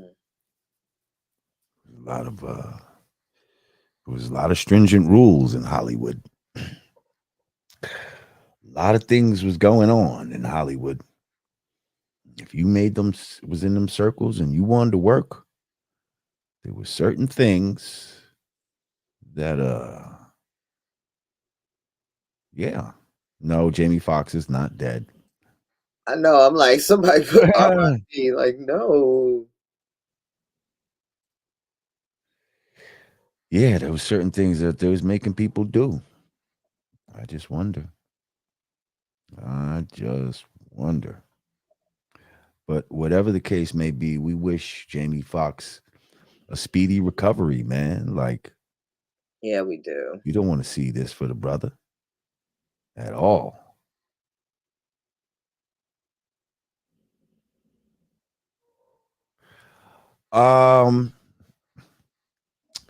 Any new music, Digga? I know you love to put people up on albums. Do you know about my man Great God and his joint Snow Day?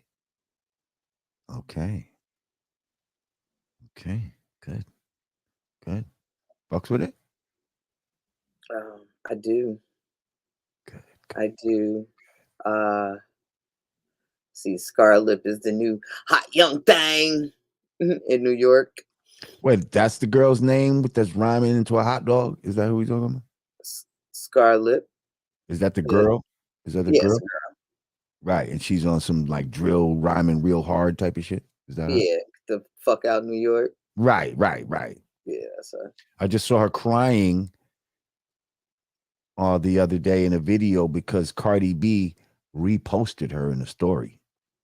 And she was acting like, oh my God, like, you know, I've reached the ghetto fucking pinnacle of life.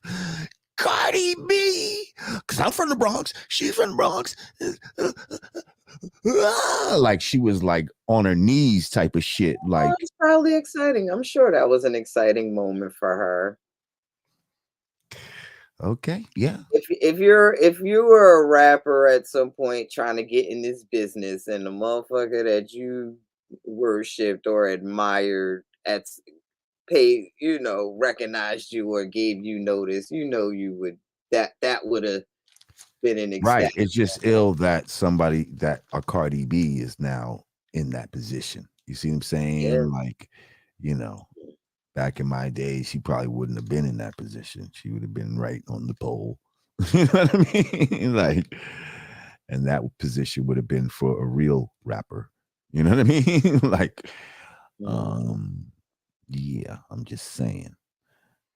So Shit, I remember I stopped KRS-One in a pouring down rain and spit a verse for him. And I was stuck for a minute, like, I can't believe he stopped. He like, bitch, hurry up. It's raining. I'm getting wet. I'm like, oh, yeah, bust it. But yeah, stuff like that will, that's like and I don't really, you know you me. almost feel like you made it at that point. I don't really like this whole, like I seen a video and she was literally like a hot dog was hanging down and it was on a rope and it looked like, you know how people like rhyme in a mic that's hanging down, you know, in the video and the mic is hanging down and rhyming like that. Yo, it was a rope and she looked like she's like rhyming to the hot dog. Like, the fuck is that all about? It was weird. It was like, what is this look? I don't get it. But I don't like all that aggressive deep voices. Yeah, get out, New York. Don't play with it. Don't play with it. I play with it. Oh, don't play with it. They sound like the fucking cowardly lion. Don't play with it. Don't play with it. You know what's interesting? Like whenever somebody asks me what do I think of the females today versus the females from my era, like one of my biggest I would say like complaints about the new generation of girls, I would always say I didn't feel that, like, because we were like in these all male crews, and it was like we were always competing with the men in our crew. In addition to whatever was going on with the record, like there was always kind of a need to still prove that you're the nicest lyrically. Like, in addition to whatever song we were writing for Flip Mode, in my head, I'm still competing to have I'm still writing to have a better verse than Busta. Shauna is still writing to have a better verse than Ludacris. Like, you Right, know what I'm these saying? It's people like, are not writing though. They're getting their shit written and they just want to be no, but famous. and right, and it was like I feel like because the girlies of today, they don't have to be tethered to these male crews.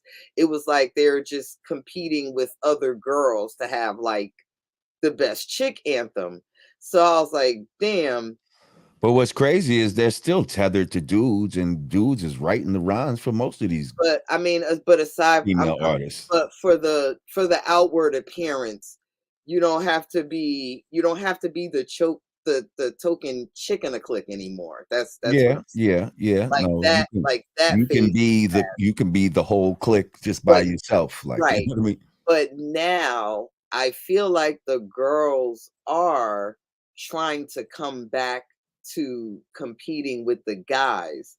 But because all of the men are I don't know. killer driller, it's like the girls that have that in them, like, I want to be better than the guys. It's like they got to kill a drill to compete with the men of today. You understand what I'm saying? Yeah, but they can't, and they shouldn't try to. Like, you It's can't I mean, compete it's with the like guys, ladies. Stop it. It's just your energy is not made for that. You know what I mean? Like, it's just, and it feels weird. It feels weird when a girl's trying to act all, don't play with it, don't play with it. You know, like trying to be all, you know, like, you know, relax, ma, relax. I mean, Like, it's relax. like they celebrating it now.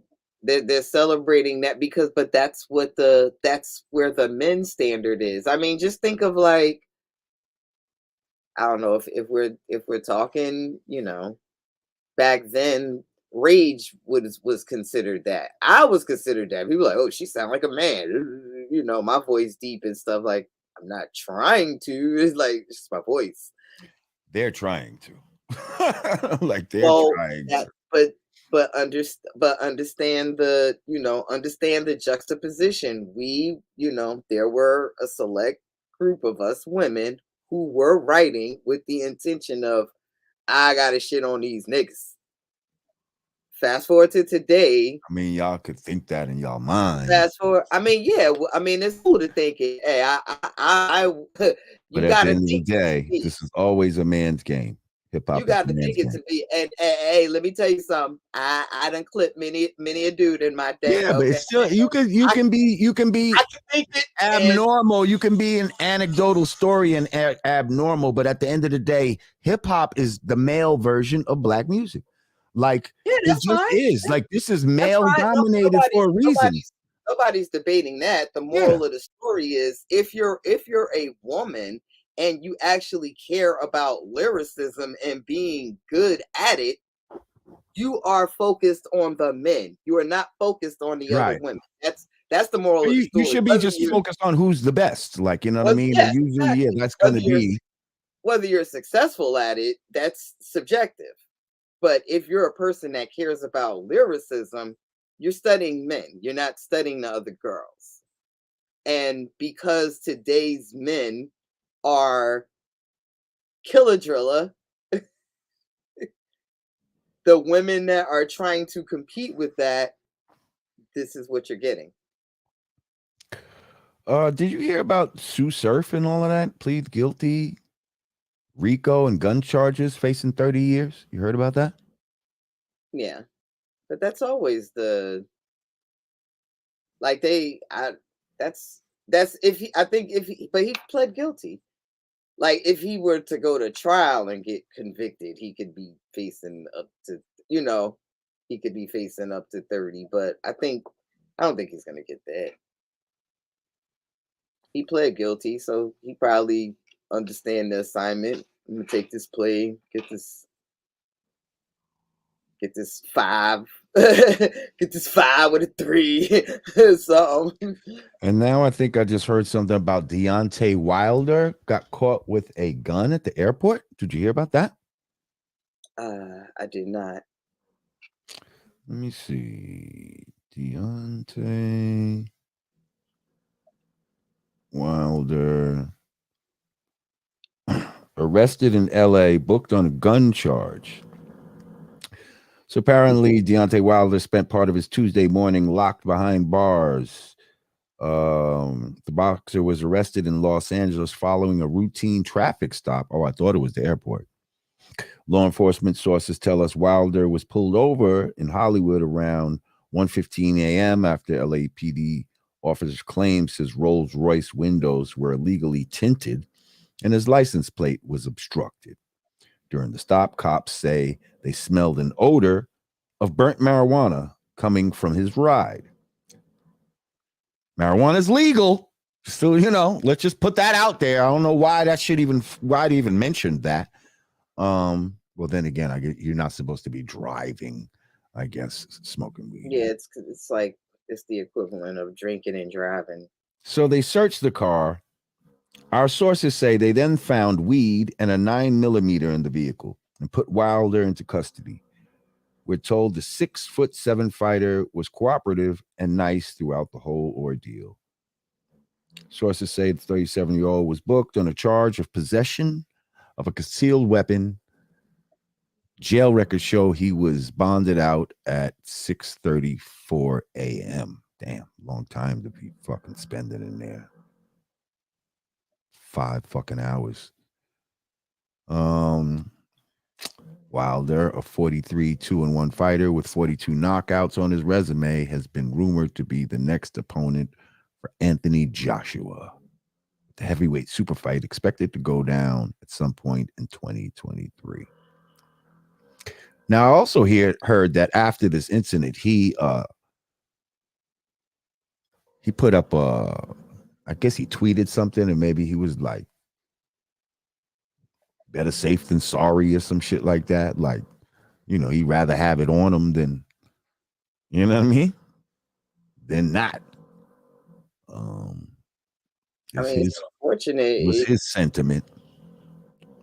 If you gotta have it on you, have it on you, but just have it registered or whatever, so you don't go through this shit. Because now you're gonna have a record. Now you're gonna have a criminal charge. Now you can't have it. It's And like, this is what my brother had said. He said, crap. He said, when you're a millionaire like that, right?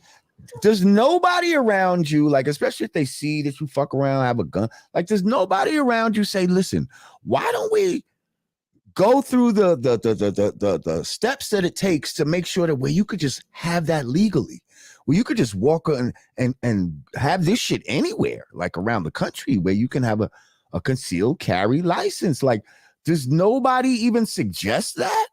Or, take the steps if you need it for protection, or here's a thought: hire the person. If right, but and that's what I said. I said a lot of these people would rather tell the guy to go ahead and hire somebody, but a lot of some people want to be hands-on. You know what I mean? And so if you're gonna be hands-on, you're gonna insist on being hands-on. Well, then why don't you make sure that you do it in a way where you don't have to worry about the bullshit? Like, and y'all got the money to expunge records and file paperwork and all the fucking shit that you need to do. Take classes and whatever the fuck. Like, you got a lot of shit to your disposal when you got that type of money. So there's really no excuse, I feel like, other than a lot of time, we just like to do nigga shit as niggas. Like, you know what I mean? Like, we're used to doing nigga shit and not going through trying to do things legal because we feel like we can't. We don't even know that sometimes that these resources are available to us. First of all, if I'm going anywhere that I feel that I need to have a gun with me, I don't want to go. I mean, to be honest, living in America, just going outside could be warranting having one. You don't know. You know what I mean? Like, that's a you don't know. And now you out 1 a.m.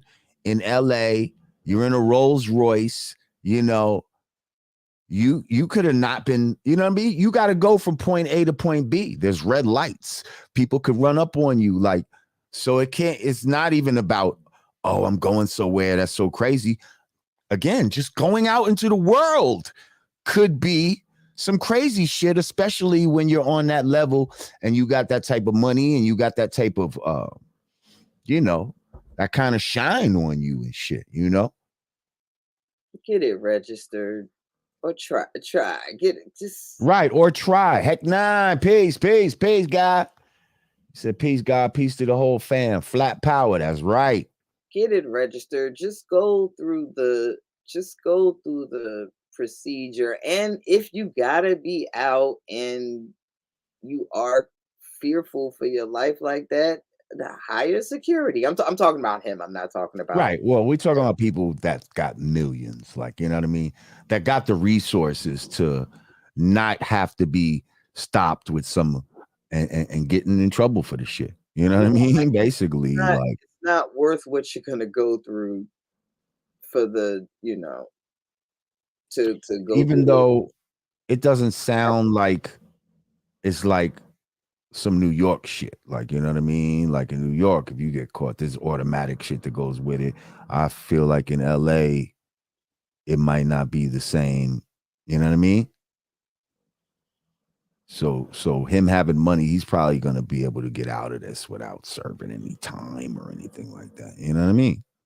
But now you got that. I just like all of that is just a plot to disarm niggas. Disarm. Like everybody got arrested. Everybody and took a plea at some point Right. in their Yes. young black ass life, and now nobody Right. can legally qualify for this. Right. Like, yes. Yes. That's what they tricked us into when we was young. They tricked us into getting all these little fucking things. Even then they trick you later on to fucking like domestic violence and shit like that. Did you know domestic violence will if you ever got charged for any shit like that, that'll fucking disqualify you. You know what I mean? And how many niggas have gone through that type of shit? Like, you know what I mean? Like, there's a lot of shit that you don't even know disqualifies you. And so by the time you grow up and say, you know what, I want to do this law abiding, it's like oh shit, they tricked me. You know what I mean? They made me get these little L's when I was younger. You know what I mean? Take these little F's or got me all riled up when I was younger, with my broad, and then she called the police on me. oh, I heard about that. I'm sorry, I'm reading the comment. The 10-year-old kids working at McDonald's. What? Yeah, you ain't hear about that? They yeah, it was like two 10-year-olds like on some 2 a.m. shit. But okay, so what came out later was their parents were there. I don't know if they were really, I don't think they were actual employees hired by McDonald's. Like the title is 10-year-old, sting caught. I think somebody maybe bought their kid to work. They probably didn't have a babysitter overnight. Probably had to bring the kids to work. And it's like, you know what? While you over there, make that milkshake. Just pour that milkshake for me, please. Like fries for me, please. I showed you. Yes, somebody's manager at McDonald's looked at an application of a 10-year-old and said, "You got the job." I don't think it was like that, but that was the headline: 2 10-year-olds caught working at McDonald's, like the graveyard shift. Baby, pour me a smoothie. Baby, get me an apple pie. Do you remember when apple pies at McDonald's was like the shit? Like people were like ranting and raving over these fucking apple pies. Do you remember that? All the way up until them damn Popeyes apple pies hit. Popeyes apple pie shut the McDonald's pies. Really? Is that what happened? Yeah. Because when I was a fucking child, man, the fucking McDonald's apple pie, they just acted like, oh my God, I got me an apple pie from McDonald's. Like just the way niggas talked about it made you fucking jealous and want one,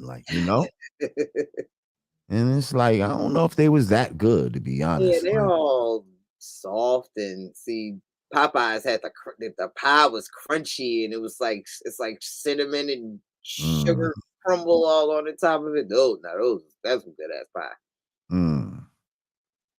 I could definitely hit a Popeyes drive-through just for the pie. So he said the apple pie filling from McDonald's was like lava, right? That shit was so hot, right? It was like lava. Oh shit, that's fucking funny. Hold on, let's see something. Damn, this nigga snoring. I don't know what else is going on in the world. Yeah, what else is going on in the world? Oh, did you hear that Russia is forgiving a lot of debt of African nations? Did you hear about this? Mm-mm. But I did hear that they just recently joined China in no longer using American currency. Yep, we talked about it. But I feel this is all part of, the new world order. Yeah, that's just fast tracking us to all digital everything, crypto, and all AI. World currency and all of that type of shit. And they'll just make it seem like America was forced into it. You understand what I'm saying? Like, even though this is the way they all wanted it to go this way, but we thought that America would be the leader, I guess, into making everybody else switch. But nah, if they make China and Russia come together and make it seem like, well, they're the ones that actually made the world switch to the digital currency because of the power of them hooking up. I think it's funny that nowadays, like everybody is like right now freaking out over AI. I guess because of all the music that's been coming out from it. But I'm like, we've been talking to Alexa and Siri how long now? Yeah, if I tell, look, Alexa, turn studio to red. Like, oh, I look, be clear. I'm gonna be the first to go. This whole motherfucker. If Alexa wake up right This whole now, house gonna turn on me. I mean, my whole everything. The Whole crib gonna go against me and shit. the thermostat. The look, dead. Gonna leak carbon monoxide on your ass and then put Alexa, you in the dark. Turn studio to silver. Sorry about that. Yeah. Yeah, well, first of all, let's make no mistake about it. They want to make like computers and stuff more human-like, and they want to make humans more computer-like. That was what the whole auto-tunes was about, like making the human voice sound more computer-like. But now all of your appliances, Siri, your fucking car, they don't talk to you in computer voices. That shit don't sound like, can I help you? That shit sounds like, hey, how do you know, what would you like? You know what I mean? They want you to be real comfortable with this shit. LJ, Digga, much love, y'all. Thank you, Terrell McMillan. Appreciate you, bro. Yeah, but it's funny, like, hello, didn't you watch Terminator with me? Right. Didn't we watch The Matrix together? Right. Wasn't that the fucking premise of those fucking movies? Minority Report. Duh. Like, they literally said that these fucking AI computers will somehow figure out, yo, this shit ain't cool. Like, we need to fucking, like, if we're smarter than them, well, then we need to fucking take over type of shit. Like, they have, I think, well, I don't know how many other places they exist, but I know there's one in Jersey now, completely automated McDonald's. Not, I don't know if there's a human being inside, but it's like arms. Did you see the AI robot? They had an AI robot that they programmed to, like, just pick up boxes, do some mundane shit, like in an endless loop. The robot figured out that this shit was like just a never-ending bullshit and killed itself. Oh, wow. Like the same way, and it's the kind of job that they would give people, the kind of job that people are forced to do. This robot figured out, man, listen, I'd rather kill myself than do this forever. Mm-hmm. But yet they want us to do the shit. Fucking crazy. And now, yes, they're trying to replace us with mad different AI and self-driving cars, and you know what I mean? They said they literally got cabs that nobody's in the shit now that will pull up on you and take you where the fuck you going to go. Look, somebody said, "Nigga, something just moved on the shelf behind you." That's Alexa fucking making shit happen. Stop playing with me. Oh, that's funny. That's pretty damn funny. Oh yeah, those are my girlfriend just scheduled one to pick her up from the airport in Arizona. Now those are scary. Those are scary. See, that's what I'm saying. I don't know if I'd be down to get in some shit like that. I'm not. She was like, "Oh, apparently they do it all the time." But I remember in the early stages of testing those self-driving vehicles, Crashes. the man that got killed because the car couldn't distinguish between the sky and the white Mack truck next to him, and got his wig split. Yes, Sure, movies have been warning us. Movies been telling us a lot for a long time. well, this is why they want you in electric vehicles so that they can shut them off or they can drive you to wherever the fuck they want you to go, whether it be the repo place, to the police station, to the goddamn concentration camp, wherever the fuck they want to drive you to, they'll automatically drive you there. And you'll be so used to just going wherever the car takes you, you're not even gonna question this shit. Yeah. The same way we stopped remembering phone numbers, I bet you niggas were gonna stop. If they all of this shit comes into play, niggas is gonna stop remembering like what exit that you take to get somewhere.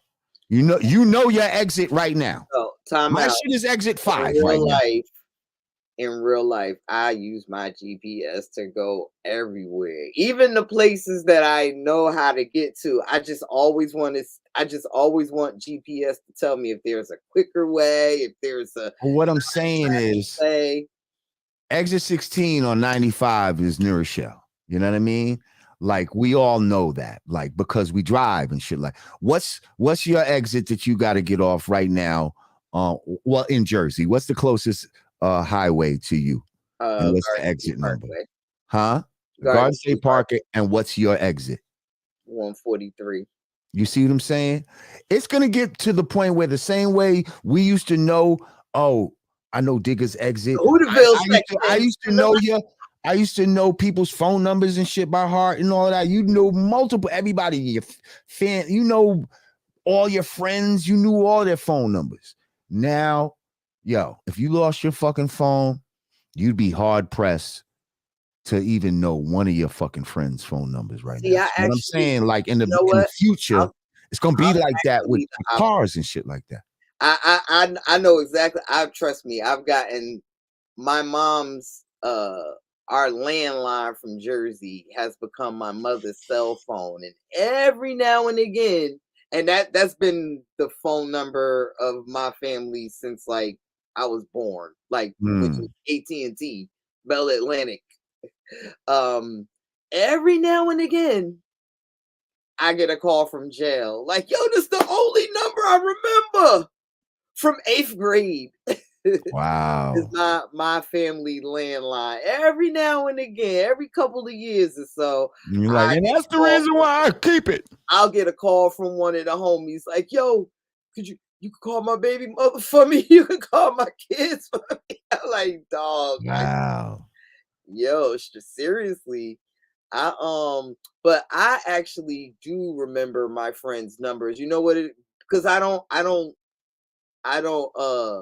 like, you know how a lot of people like look for their name, look for somebody's name in the contact. I dial their number. Really? So I'm one of those, I'm one of those outliers that that still do things the conventional, like I dial the phone number. Now, granted, the rest of the phone number will pop up once you start dialing, but I'll dial the number. I don't. So you saying you know my number? Your number? No, but see, we don't really like talk so much. The people, I say the people that I speak to like on every day. Like we don't talk every day, but if I talk to you every day, I definitely know your phone number. Okay. Well, soon you're not even gonna know what exit you, and so now you're gonna be like, how I get to? But I don't even know how to get there. But I don't plenty of even know how to get from place to place. Is what I'm saying. Like, but you know what I do? What I do notice about myself, because I use GPS so much, I'm not paying attention to the landmarks and shit because I'm so busy staring at the GPS way. When like if I actually just look around as I'm driving, I'll know bust a left at the Wendy's, bust a right. But we're not conditioning ourselves to do that anymore because we're just staring at the GPS. This guy said y'all should do call-ins on the show one day. I put the goddamn link in the description to this show right now. Drop your little $20 and you could come on here and ask your call in. Call in. Oh, I would love a call in. Yeah, ask me.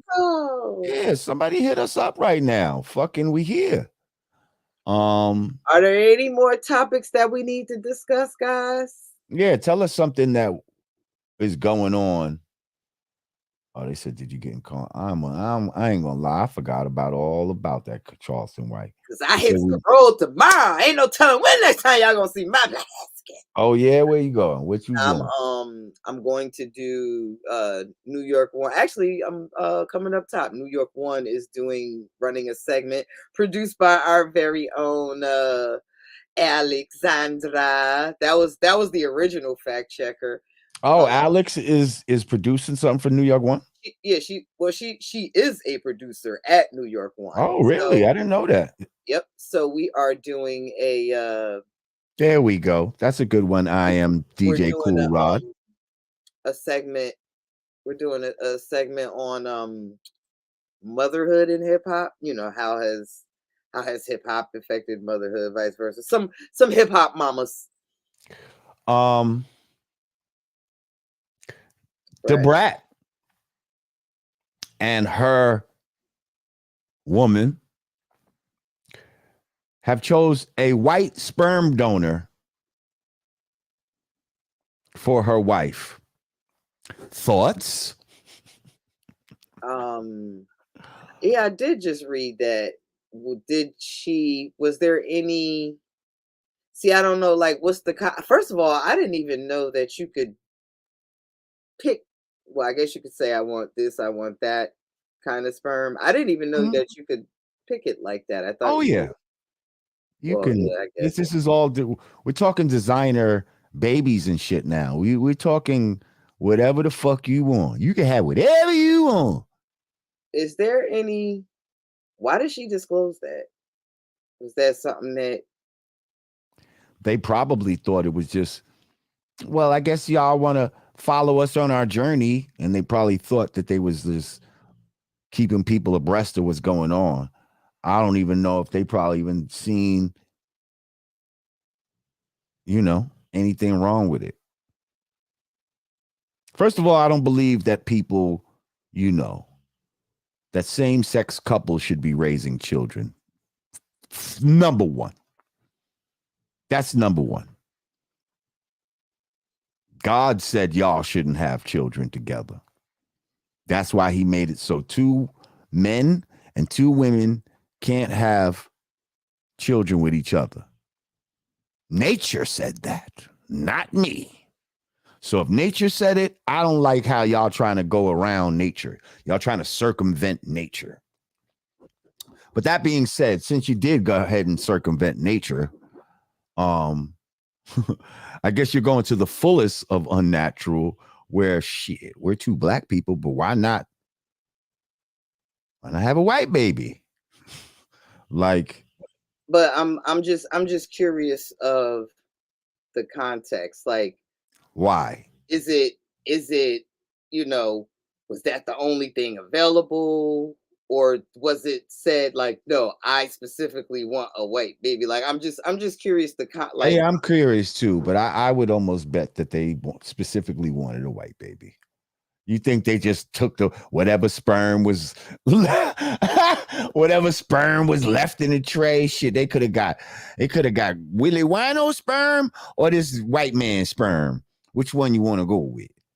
Well, see, I mean, I didn't want Willie Wino sperm, so we went with the white man. They only had 2 sperms left. Black donors at the sperm bank. Does anyone know if it was a shortage of black donors at the place they were dealing with, or is that like a thing, like just in the universe there's a shortage of black donors? You know how much yam sauce niggas is giving out? There's never a shortage of black yam sauce. Are you kidding me? Oh, you're right. Puthar, thank you. Said Missy Elliott will be inducted into the Rock and Roll Hall of Fame. Are you pleased with this? Well, we spoke on it We did earlier. cover this early in the segment, but hey, Yes, oh, we the are. more black folks to marry. Yeah, we're happy with it, you know. They Um, said it was a shortage. she's in our Hall of Fame anyway. She's in the Black People Hall of Fame. So, but thank you, Kanav Putar. Appreciate you. The brat said the black donor looked ugly. Are y'all making this stuff up? No, she did. What is this? Where y'all getting? I see. I don't know. Google it. Shit, what she I'm saying like, did she about really this? say that out her mouth? Like, no, I don't like the way the black guy looks. I mean, first of all, it wouldn't be shocking because if there's one thing that exists within our community is self-hatred. Saying Like somebody, yeah, she did. we don't love. Oh, she mentioned the black men were unattractive. He Wow. looked like Jimmy Cricket.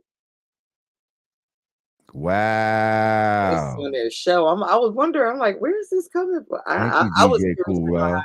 how all that information got disclosed. Because her big ass, she was talking that shit. That's She be on that show, that show where they be talking and talking. You know what I mean? She probably talked about it on there. Well, you know what? Somebody said, "Rah, it's headline news." She said that for real, for real. I guess. I mean, see, I'm in the bubble, y'all. I'm over here. Look, when this camera goes off, actually, I got a master class to teach after this. When this camera goes off, I'm on the 1 and 2s. Like I'm just. So now that you know that, and you know the context, what do you feel about that? I say that's some bullshit. I call bullshit on the brat. I call bullshit on your rap sister. Look, as a wise man once said, that's crazy.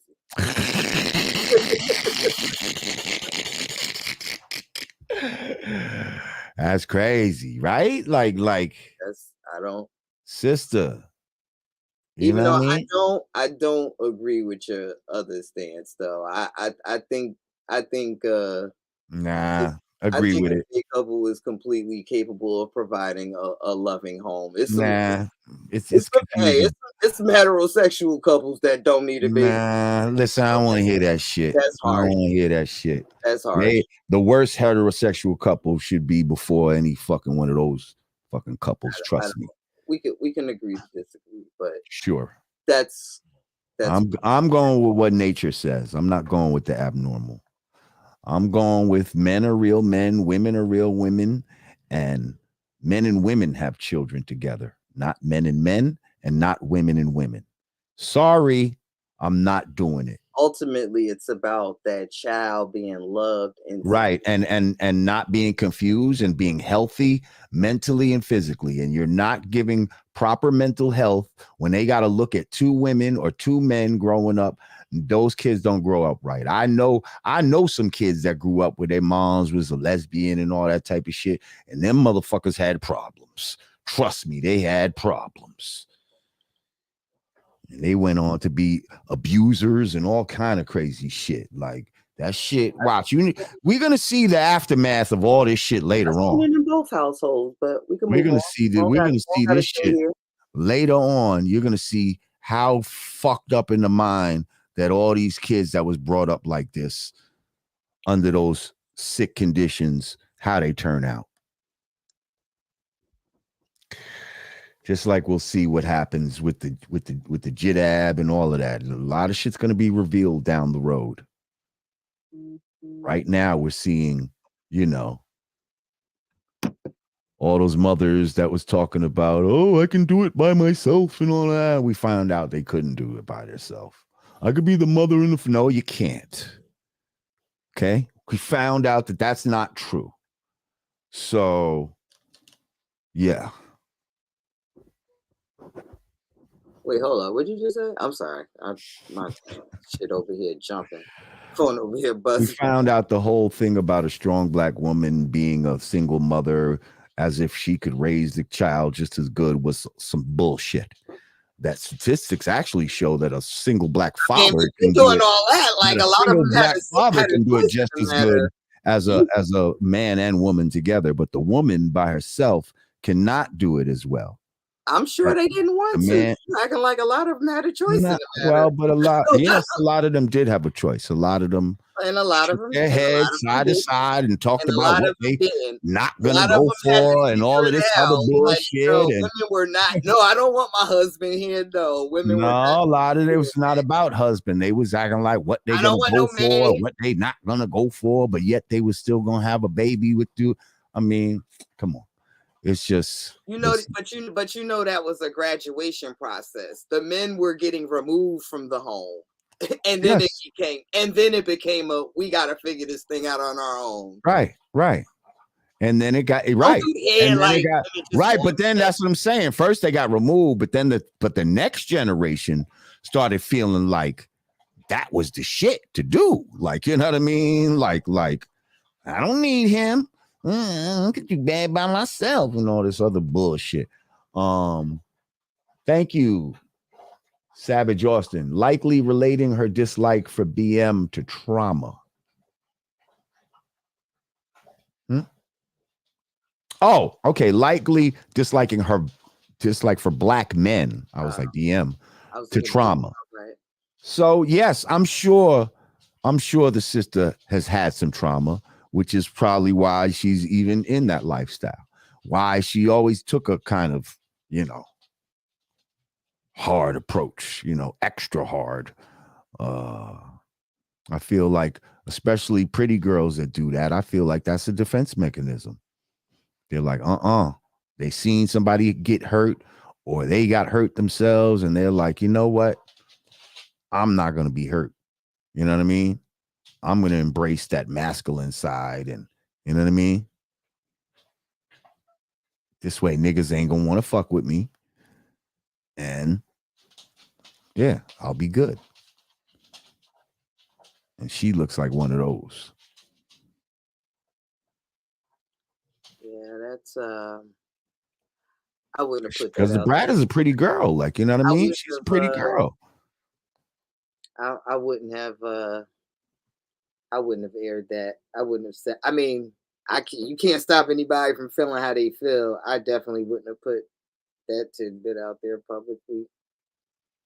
Right. Well, I mean, hopefully, whether you put it out publicly or not, hopefully you would have never felt that way. See, whether you say it publicly or not. There are a lot of people who are regularly like, oh, I'm gonna go with the lighter skinned woman. Oh, this one, like that, all that light skin, good hair, like that still exists. So unfortunately, there are people moving like that. There's a whole lot, there's a biracial boom.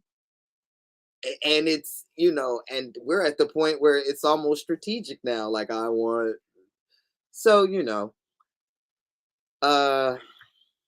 feel like I'm looking mad brown today. Feel like you're looking mad brown. I feel like I'm looking mad brown. Some niggas try to get on here and talk this light skin, tell little light skin jokes and shit. I feel like I'm looking, nice and brown today. So fuck y'all. I'm brown. Light skin shit. I'm the boogie down.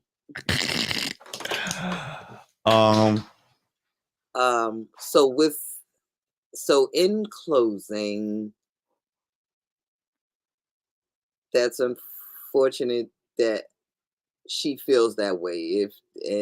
If that's how they really feel in their heart. Now, like we just got finished discussing earlier, people say the darndest things when the camera gets to rolling. And who knows? It could be a ratings thing. It could be Yeah, I know if I say this, then I haven't been in the news in a while. Watch.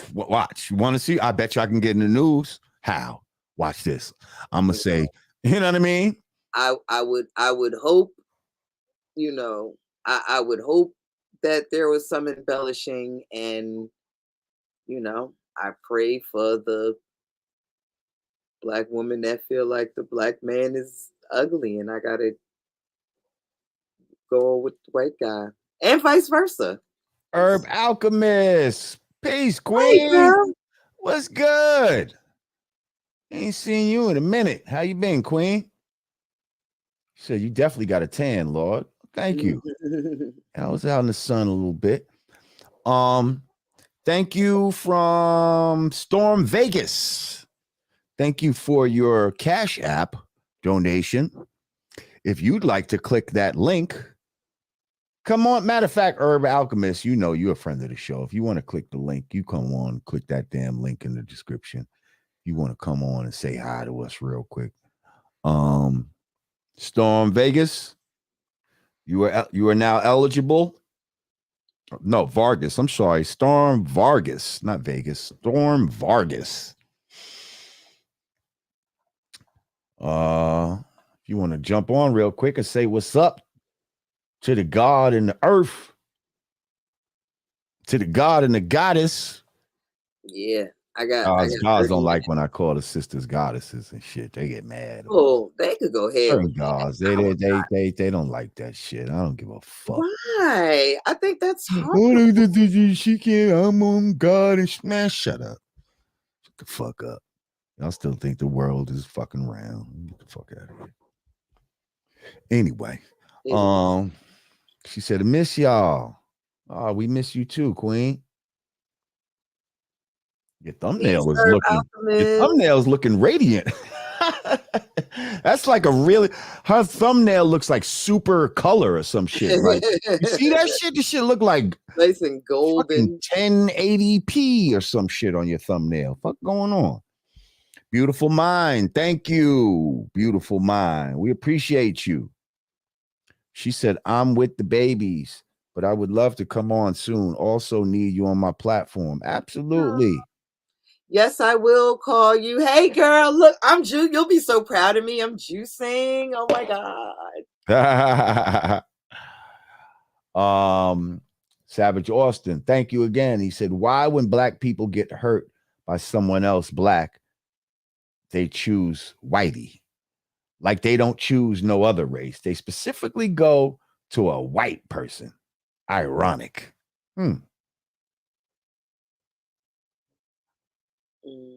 Well, they say opposites attract. So what's the opposite? You know what I mean? For a lot of people, black is white. You know what I mean? I can't answer that because I don't really know too many interracial situations, and the ones that I do, it's a black man. So I'll just leave that there. Louis Conyer, he said, salute from Newark. All right, Louis. Now, is that Newark, New Jersey or Newark, Delaware? There's a lot of Newarks out here, but we're assuming it's Newark, New Jersey, home of Digga. That's got to be the bricks. DJ Digga on the Zigga. I don't know. I'm still on the fence about Zigga. Well, that's because you haven't ziggered yet. You're not confident with your zigga yet. 80s vibe. I don't know. 80s vibe. 80s / Sean Paul. I don't know. You know what's funny? I just watched one of those little Vice things on Sean Paul on the song Get Busy or whatever. Kinda shake that thing, that one. Get busy. Yeah, that one. I don't know. Vice has been doing these interesting little like documentaries on like it'll be a particular song. So like I saw one about the Baha'i Boys it was a story on Who Let the Dogs Out. And it was fucking interesting. Like, you know what I mean? And these are like little 12-minute videos. You know what I mean? I might have saw that too. And it was interesting of how the song came about, like, you know. And so it was also interesting how that whole Get Busy shit came about. And just how Sean Paul came to be, kind of, you know. There's some on YouTube that I watch. Oh, and he has the worst monotonous voice ever, but I stay watching him. I think it's like Beyond the Fame. It's like little 10 to 15-minute videos of like celebrities who have passed. And the guy talks like this. He was born in Kentucky, It's like that's literally his voice. But I just watched one that he did with Flo Joe. It's like, different deaths, and it's like, wow, you never. I mean, now everybody lives their life so open and just let it all hang out. But it's just interesting things that I'm learning about our heroes of yesteryear's life when everybody wasn't just putting all their shit out. Herb Alchemist said she's proud of you. Oh, thank you.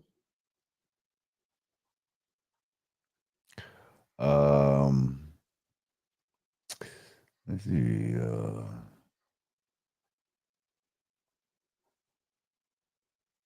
Yeah, well, shit. Anything else we got? Yeah, I got about 30, 25. Listen, I'm getting ready to wrap it up. Yeah, I was now, about to man. say I got like 20 minutes before I got a long we got a walk good master class. I want to eat some 2.5 hours on this bitch. This is more than enough. We talked about Jerry It's been a long Springer time, yeah. last episode, but yeah, rest in peace, Jerry Springer. We know he's somebody important in Black history. Or the black motherfuckers. And for what it's worth, rest in peace, Kevin Samuels. Oh, okay. I don't hate you guys. I don't hate the guy. Right. Come on. I don't hate him either. He put it like this. He found his lane and he capitalized. And for that, I'm not mad at anybody. Facts.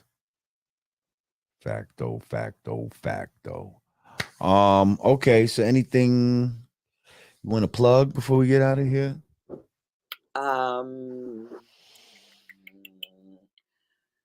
Other than I got a shit ton of shows coming up. I'll be at SOB's. When? July 9th, alongside Craig G and I forgot who else. Yikes. August 6th, I'm doing a festival in Coney Island. Are you on that? Special ed? I don't know. Yes. Is Keith Murray gonna be there?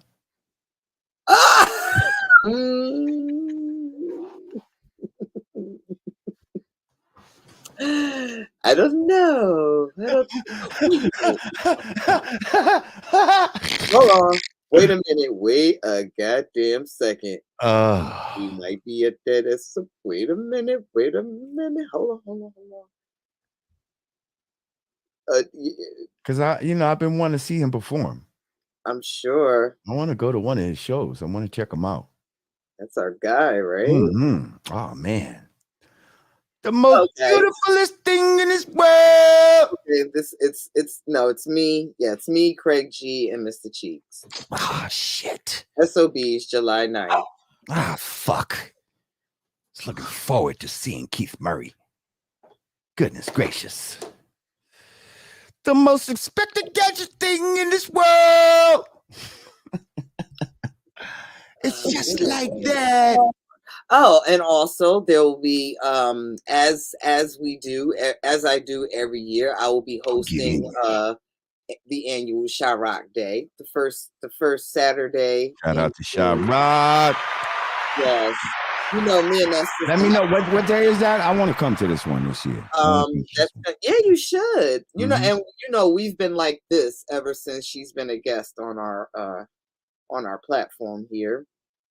It is, I'll give you the exact date. So it will be June 3rd. That's Saturday, June 3rd. The first Saturday of every June is Chirac Day, and I am its honorary host.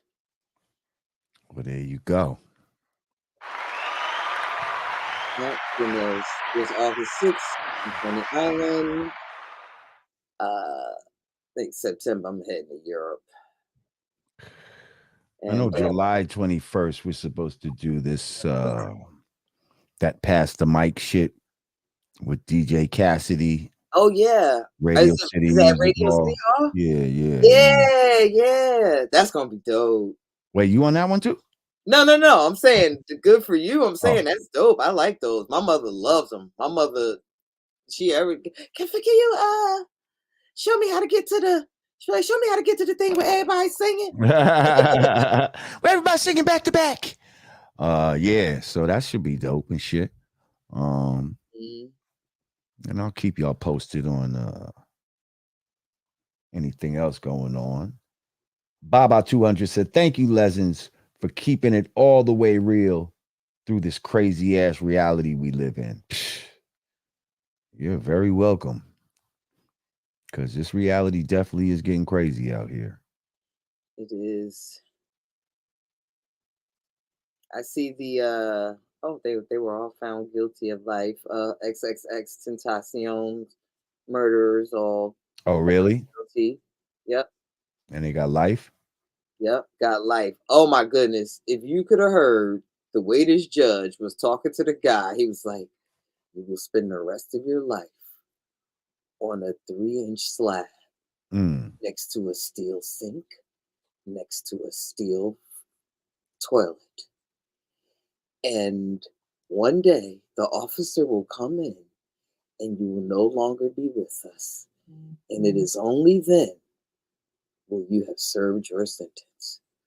Yo, that shit seemed like an episode out of Scare Story. I was looking at the Law and Order Network like, oh my god, I never want to be in that place. Like, you're gonna be on a like, steel slab next to a steel sink, and yo, then there's the gonna be a way, man like, next to you. his voice, his tone, and then when he just ended it with that, and on that day, and only on that day, And only on that day. your sentence. I was like, yo, And then the man is gonna come in your cell and rape you repeatedly. oh my And goodness. only till then. He scared the shit out of me. I was like, okay, you don't have to say, and I will never in my life do anything that will land me in jail. I never want to be at that place. They said a Netflix show, Beef. Did you watch it? No, I ain't watch it. I have not watched Oh it. my goodness. What? Dan, that's a whole nother. What? So much, it's been so long since we did a show together, but the actor that's on the show Beef, he's going through an assault situation, or he's getting backlash. He told a story about raping a black woman, and then he said it was imaginary, but that basically that kind of came and went with no backlash really. But Jonathan Majors, Mm. yeah, I mean, he told some crazy story about raping. So he had a rape fantasy about a black woman, basically. Yeah, and his co-host was like, that's assault, that's rape. Like, and he kept going. He doubled down. He was like, in fact, putting it, thinking about it is getting my dick hard. I'm like, wait, whoa, bro. I want to say his name is David Cho, but let me not. He said, yeah, the Asian man in Beef said he raped a black woman. Do you know what? I don't even know this show. What you talking about? Called Beef. Yeah, his name is David Cho. So Beef is a show. It's actually it's weird, but it's funny. It's basically a road rage. It starts off with two people, a man and a woman, having a road rage incident, and then the rest of the series is like each of them making each other's life miserable, like not letting the road rage go, like showing up at each other, like just. But it starts with road rage.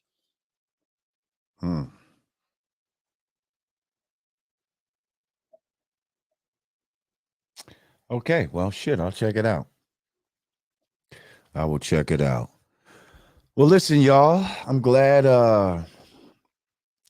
you joined. Oh, somebody just left at 11:11. What is that? I saw that. Thank you, Legends, for keeping. Oh, I didn't realize how much it was. Okay, that's dope. 11:11, dope. Okay, so everybody was scared to click that link. It's okay. I'll try it out next time, and maybe y'all will be prepared to click that link and come on and say what's up and ask a question, and you know what I mean. We want to make y'all part of the show too, especially our faithful ones that are here every fucking week. Oh, Jamar Milton was good. My brother. He said the show is fire. Thank you, my brother. If y'all don't know who Jamar Milton is, he's a conscious MC, man, and he's fucking dope. And y'all need to check him out.